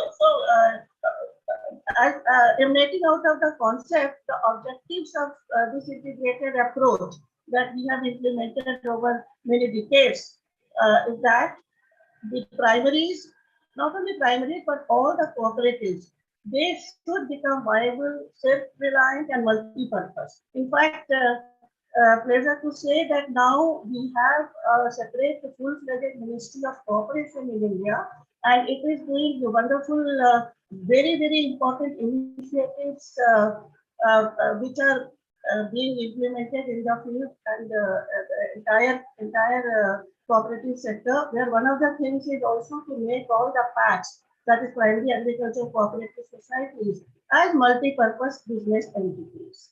And this concept was already there in ICBP. So that made it a very, very vibrant kind of a scheme. And then how do we do that? Of course, for that, any kind of development would mean some kind of basic facility, some kind of infrastructure, whether it is building, whether it is furniture fixture or go down, or some processing factory or any other machine or computers, whatever is required. If some infrastructure is already there but in dilapidated condition, then we can go for repair or we can have a new one. So strengthening infrastructure and operations of cooperatives has been one of the hallmark in terms of objectives of this scheme. And then, of course, professionalizing the management by enhancing their skill and everything. So using modern methods, not only of management, but the entire operations of cooperatives by capacity building, capacity development, or any other HR intervention or upgradation of technology. So all these things also guide the vision of ICBP, and then strengthening linkages and relationships about various cooperatives, because here we are talking about all kinds of cooperatives, whether it is primary or district level or tehsil level or block level, including marketing societies, other sectoral cooperatives. So when we are talking integration, we have to have linkages. And when we are talking linkages, we have to have a very powerful linkages. And it will not happen automatically. We have to strengthen it. So we have to build relationships horizontal as well as vertical. Horizontal would mean amongst various cooperatives, like output of one can become input of others. Suppose there is a wheat cooperative or a paddy cooperative, then it can be milled in cooperative mill only, or it can be ground into flour in cooperative mill only. It can be retailed in cooperative retail only. That kind of horizontal integration can happen, and which can be for backwards linkages or forward linkages, whatever we call it. But this is important, and this is one of the objectives, guiding force of ICBP. And thirdly, all these things, the economic and social development of area, which is usually a district, through cooperatives, it comes through.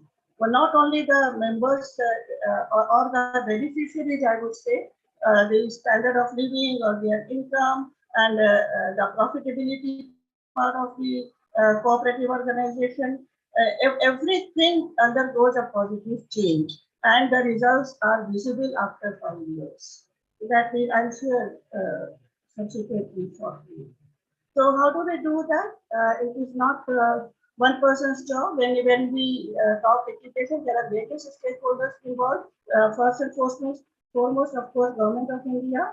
The ICDP was basically, we still have Ministry of Agriculture and Farmers Welfare, Department of Cooperation was there before. So under its central sector scheme for integrated agriculture cooperatives, this ICDP was a component, and courtesy that component, NCDC was the implementing agency and also the funding agency. So, so NCDC is also a stakeholder because NCDC was implementing the entire the central sector scheme, of which ICDP just was not just one of the components, but a flagship program of NCDC, amongst others. And then cooperation is a state subject, and it was implemented through state governments. So they are also an important stakeholder and partner for development here. And of course, cooperatives, because they are not only the beneficiaries and the clients,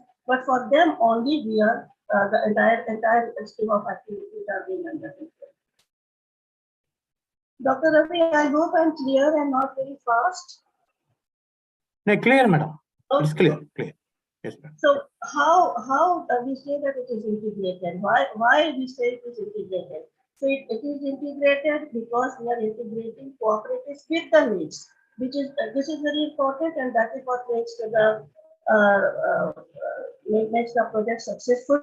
And we are not only we are aligning the existing business activities with financial needs, with infrastructural needs, training needs, and also if there is any need for new cooperative or new organizations to come up or new sectors to be tapped, that is also possible. It's a very, very broad and comprehensive, at the same time flexible scheme.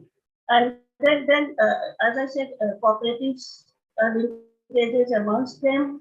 Then we are also integrating all the resources available with them. And another wonderful thing is that the schemes, not only NCDC is implementing, but if there is any other scheme at the central level or the state government, if there is any other subsidy besides this scheme, that can also be dovetailed in the project.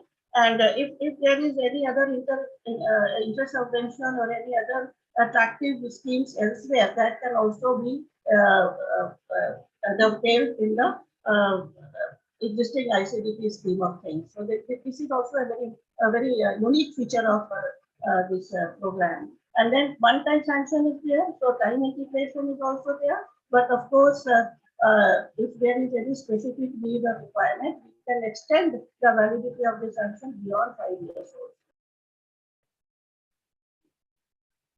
Now, what is the strategy? The strategy, I would say that holistically it is three-pronged. Whatever are the factors of development, because basically we are looking for the vision is cooperative development. So for that we need infrastructure. So we create as per the need and the business plan. We do business planning for 5 to 10 years, at least for 5 years in a very concrete way, and then accordingly whatever and in a very realistic way. For that, a detailed project report is there, consultants are there, multidisciplinary team is there. So they, based on that, detailed project report is made, which is then accepted on the recommendation of the state government, and it is appraised also by NCDC, field reviews are undertaken, and the cost of that PPR is also included in the project cost itself, which is a total subsidy. There is no burden on anybody here. So as per the ingredient of the PPR, if whatever infrastructure is to be created, that is done. Capital is given for business, and not only for working capital, but also if any margin is required for raising working capital, that is also given under this project, which is not everywhere. And then need-based diversification. That is the hallmark once again, emphasizing, because business diversification in new areas can be done if there is very need, then only it will be viable. And even if that is not included initially in the DPR, but there is a need well, then with the specific request, NCDC can give approval for diversifying into new areas also. And then all these things would not have any meaning if there is no capacity building or no capacity development or no skill upgradation. Because project can be very, very nice, but if the people, the team, the men who are implementing the project, if they are not capacitated, then howsoever wonderful the scheme is, it may fall flat. So equal importance is given, at times more importance is given to capacity development by manpower development and training. And WINAC, this is the training wing of NCDC.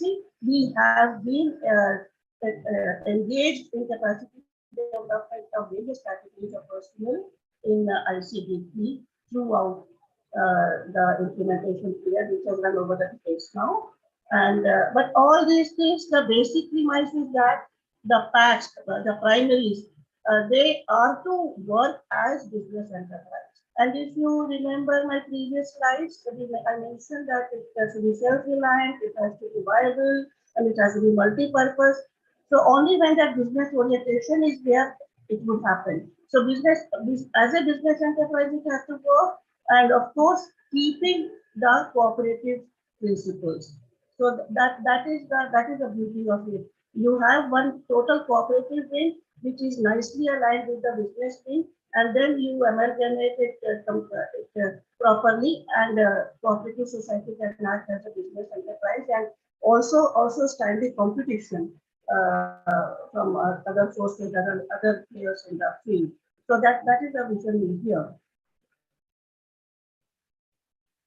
Okay, how do we implement this integrated project?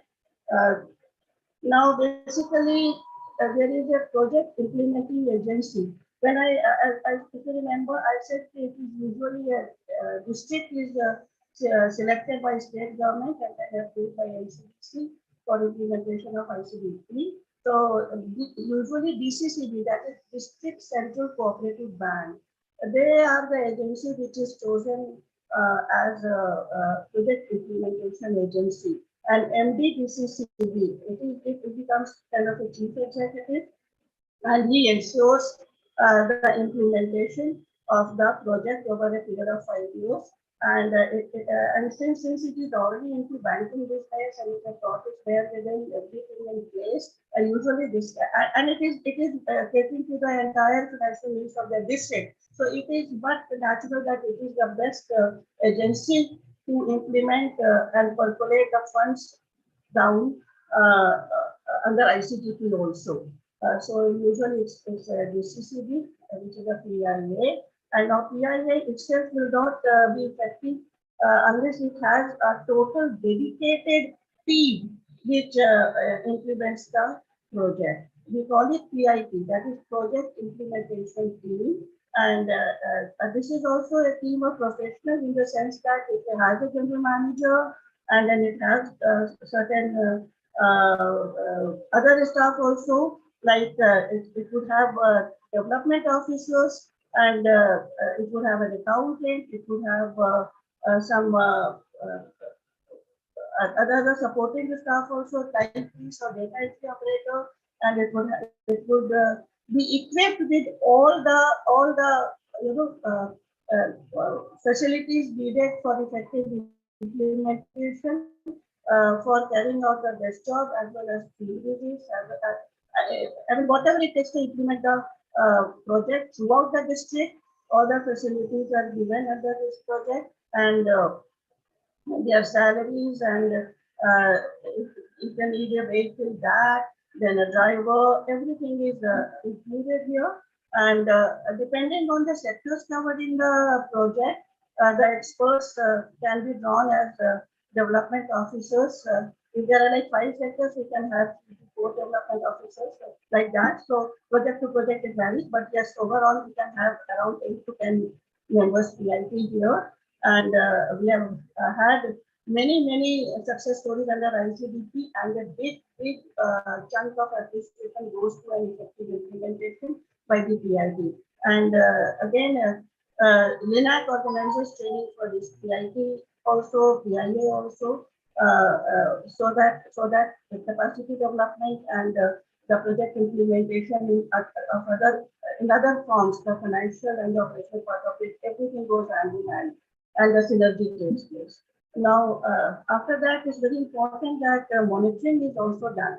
So we have got a robust system of monitoring also here, because in one particular state, it can be number of ICDPs, in various districts ICDPs may be running. So a monitoring cell is created at the state level, usually in the office of RCS, and so there are committees in place. There is the district level coordination committee where district collector is the chairman. Then there is state level coordination committee, which is under secretary cooperation of that particular state, and there are other members also. And during their regular meetings, which is quarterly for DLCC for district level and half yearly for the state level, they keep as per certain parameters and format, they keep monitoring the progress of ICDP. So continuous monitoring is done at district, at the state level, and also at national level. In NCDC, they have got a full-fledged ICDP division here. So that is also there.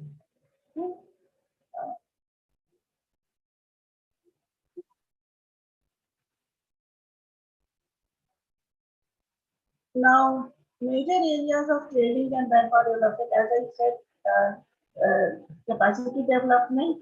So on the screen, you can have a look. Whatever you can think of is the need for skill upgradation or skill alignment or competency building of the people who are managing the project, people who are implementing the project, whether they are PIT personnel or DCCB personnel or the cooperative members or their employees. Everything is integrated in the project itself. And here I would like to mention that, of course, we are talking financials also here. So for infrastructure creation, for business development, we have financials in terms of loan and subsidy. So subsidy is total, whatever we get for Government of India, it is passed on ultimately to the cooperatives, and loan also, there is no what do you call, it is passed on through state government. And for infrastructure and business development, of course, one component is there, because we are talking about the self-reliance and viability and all. But pleasure to say that for manpower, for PIT, for training, for DPR, it's entirely subsidy. There is no loan component. And later on, I'll tell you about diversion, where we can divert to some extent intersectoral diversion, but it is not available or possible for training and manpower. So that much importance is being given to this area of training here. And even diversion of funds is also not permitted at all in this. And we have conducted all this training here over the years, and not only in VNAC, but also we have gone to the field and we have conducted training on strengthening linkages between various stakeholders. The coordination between the DCCB and the primaries and the other members which are affiliated to DCCB, or any other stakeholder like IFCO, or in whatever for any inputs and all, or any other agency. We have training schedule for them, and we have certain what do you call training activities started out, where at the end of it, the objective is to strengthen the coordination so that everybody is aware of their role and they pitch in as required for successful development of the designed business plans or laid out activities or the sub-projects which have been included in the bigger project of ICBP. Adhering to the timeline, everything is implemented as scheduled. And there is no lack of communication or lack of coordination. So linkages strengthening is been one of the hallmarks for under this project. Now why this this is so successful that here also we have had a session ago, and still we are having many ongoing projects pan India. So a few things or few factors I would say which lend uniqueness to this program, integrated cooperative development project, can be seen on the screen. Basically, it's a package in assistance where we give whatever is required for infrastructure, for business development, for capacity development, for primaries, for DCCBs, or any other agency in cooperative sector, whether it is share capital assistance or whether it is for working capital or any other assistance required, customized to the need of that particular district. It is given under this package of ICBP. And then it is project approach. That is another good thing because project it doesn't go on and go on and go on. Otherwise, it loses meaning. So project next in 5 years, the project has to be implemented, so that also adds value to the entire approach. And then gap identification, because the local resource mapping is done by experts and which is again validated by other team of experts, by NCDC, and whatever are the gaps identified vis-a-vis the business planning done for future years, and the resources and the requirements, they all are aligned together so that the real needs are met in a practical way. So it is not very superficial or anything. It is very real. So that is also very unique when we talk about agriculture and ag sector. There are many factors that play their role. Vagaries of nature is one, small landholding is one, lack of coordination among various stakeholders. There are many practical things. But here, this gap identification by way of mapping of local resources eliminate a lot many imperfections in making out of these issues, in the long run. So, and then after this, the execution is as important as the planning. So we have a special team for execution, dedicated team, and with coordinated monitoring at all levels. Again, this lends an element of completeness and comprehensiveness to the implementation part, where it is monitored simultaneously. And then open-ended project to allow modifications. As I said that because it's a 5 years project, the business plans are made, whether it is input business plan or the packs have to become multi-purpose. So we would have marketing of agriculture produce, we have consumer business plan, there can be others. It is not rigid. Here there is a provision for need-based diversion. Up to 10% of the project cost, the district level coordination committee can approve it, and beyond that, up to certain percentage the state level. And if there is any new sector required to be covered or more diversion needed, then NCDC, of course, will consider it case-to-case basis. So the thing I want to drive home here is that it's not a very rigid project. it has its own element of flexibility in it to allow modifications, because 5 years is a long period. So suiting with the alignment with the changes in whether it is policy change or whether it is sectoral change or economic change or social change or any other change, if there is any need, that diversion is also allowed, unlike many other water type projects. And then focus on primaries and integration of linkages cannot be overemphasized, I've done it before. And yeah, then incentivizing improved performance. This is a very, very unique feature, friends, in ICDP.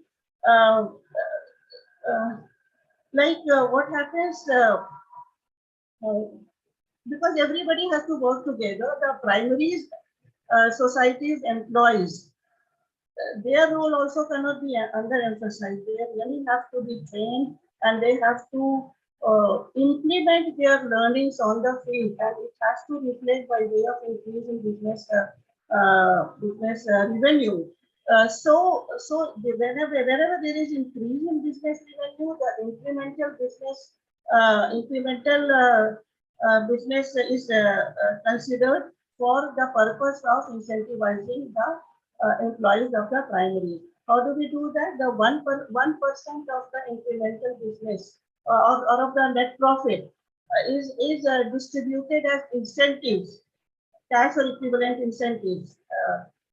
Actually, it is cash incentive. There is no kind here, cash incentive, because cash is actually incentivizing, not hard cash anymore. Of course, we have digital payments now, but the whole concept is that to motivate the good workers, those who are giving their best and more than their best at times, and those who have not budged from their commitment or dedication. So, pro rata to their emoluments, there are certain formula already set for their the calculation. They are incentivized. So this is another very unique feature here. And of course, HRD through education, training, skill development, study visits, and many other interventions are already there. So they all come together to give a very impactful, results. So what are the impacts in general? What we have seen is that there is definitely increase in membership. More and more cooperatives are attentive on, more and more members are they join the cooperatives, and not one of the bane of cooperative sector is that there are members on paper, but they are not actually doing the loaning or doing any business with the cooperative society. So that inactivity is reduced tremendously, and there is a good increase in active membership as a result of implementation of ICDP, and then increase in the profitability of packs or the primaries. Now, I'm not saying that increase in profit of packs, I'm saying profitability. That means a profit not only for 1 year, but the ability to earn profit year after year after year after year. So that is the vision for that is the sustainable profits of primaries. And then earlier they would be doing only some credit business, but they would also now there will be increase in their non-credit business. They would go into diversification of business nowadays as per the need, as per the resources. Then adoption of technology everywhere. You have the changing times. You have to be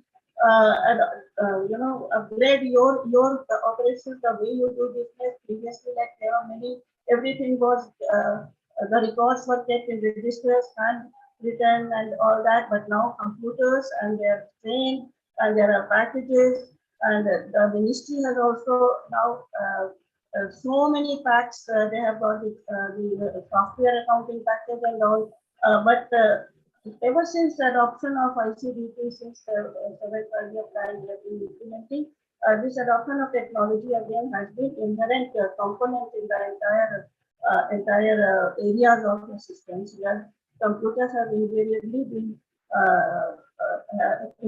found a place in the elements of finance, along with the relevant capacity. And then rise in investment through deposit. mobilization. This is again very wonderful, like there are like mini banks. The primaries, they work like mini banks, and they have been given a strong room.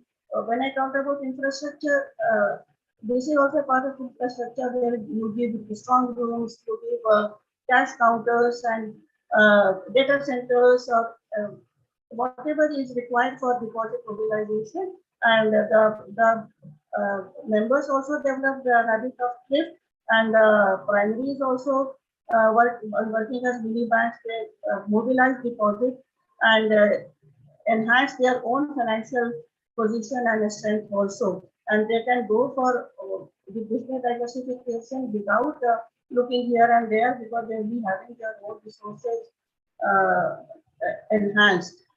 So that this has been a very good experience in India, where we have got very pertinent examples in down south and other places also, where tremendous increase in deposit mobilization has happened, and not only and then improvement in loan recovery. The recovery has increased tremendously. The people have been paying back because their incomes are increased, their business plans are being achieved, and as a result, the business revenue are being generated. New activities are being undertaken, and membership is active, so loan recovery is also better. Increase in income of members that I mentioned, and improvement in capacity and awareness of members, because this is a continuous process. So just to sum up, I know don't have much time. So there was once a study conducted in respect of 5 projects. So I'll not read it out, but definitely I would say that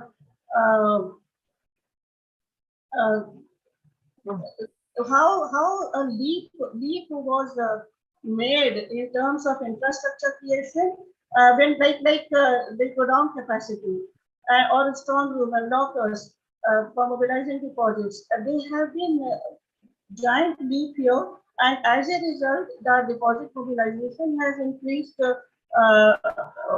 by many fold, as we see later. Agriculture has been mechanized, basic activities started by village cooperatives. Agriculture has been mechanized, like tractors and other implements were provided to cooperatives, and annual average growth was seen to have increased from 1.08% to 8.70% in terms of membership, which is tremendous, and the share capital has shown increase by I think more than 8 or 9 times, and then the credit operations have also increased tremendously from 23% to 83% during the project period.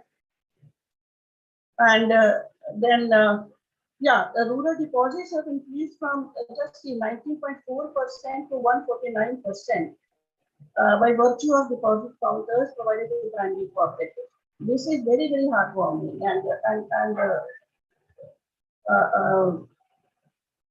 need of the hour, and true indicator of development. The non-credit business has increased, consumer business has increased, net profit has undergone tremendous change in a positive way. Marketing societies have growth has happened, handling societies growth has happened, which we said all that because it's an integrated project, everything has undergone a positive change.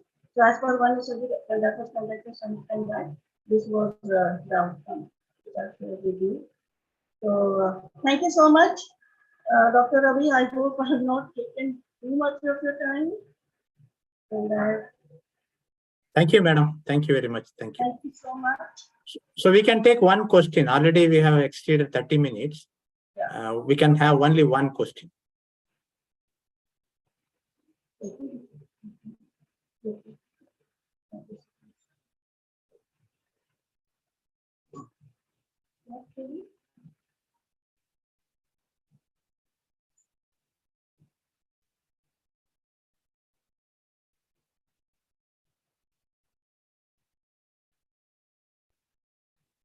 Any questions from the participants?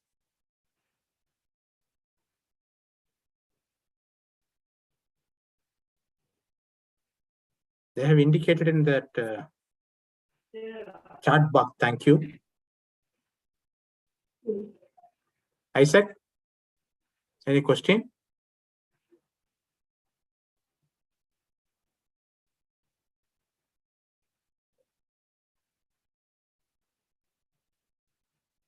Thank you, madam. Actually, in the chat box, they have thanked the duration allotted for today's session is 2 hours, but we planned 5 sessions, but we could end up with only 4 since the time is exceeded, because in some of the country it is very night time. So we are closing today. The planned today 5th session, the looms of Ladakh, Madam Abhilasha's class will be held tomorrow, 1:45 in Indian time, 1:45 p.m. in Indian time. We will start with her session, and then we will have one important session relating to reimagining cooperative ecosystem by Mr. Yash Ranga, Global Fixera Group. He will be discussing, and Mr. Mohit Dave will be talking about experience of global alliance in cooperatives, that is from ICA.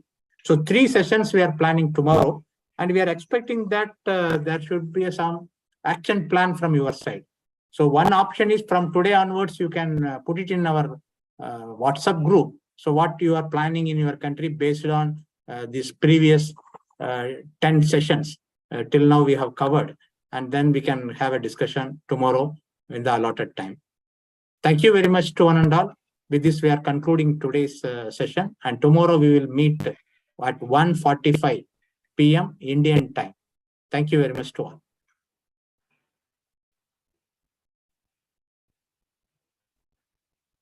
Thank you, sir. See you tomorrow. Thank you. Thank you very much. Thank you.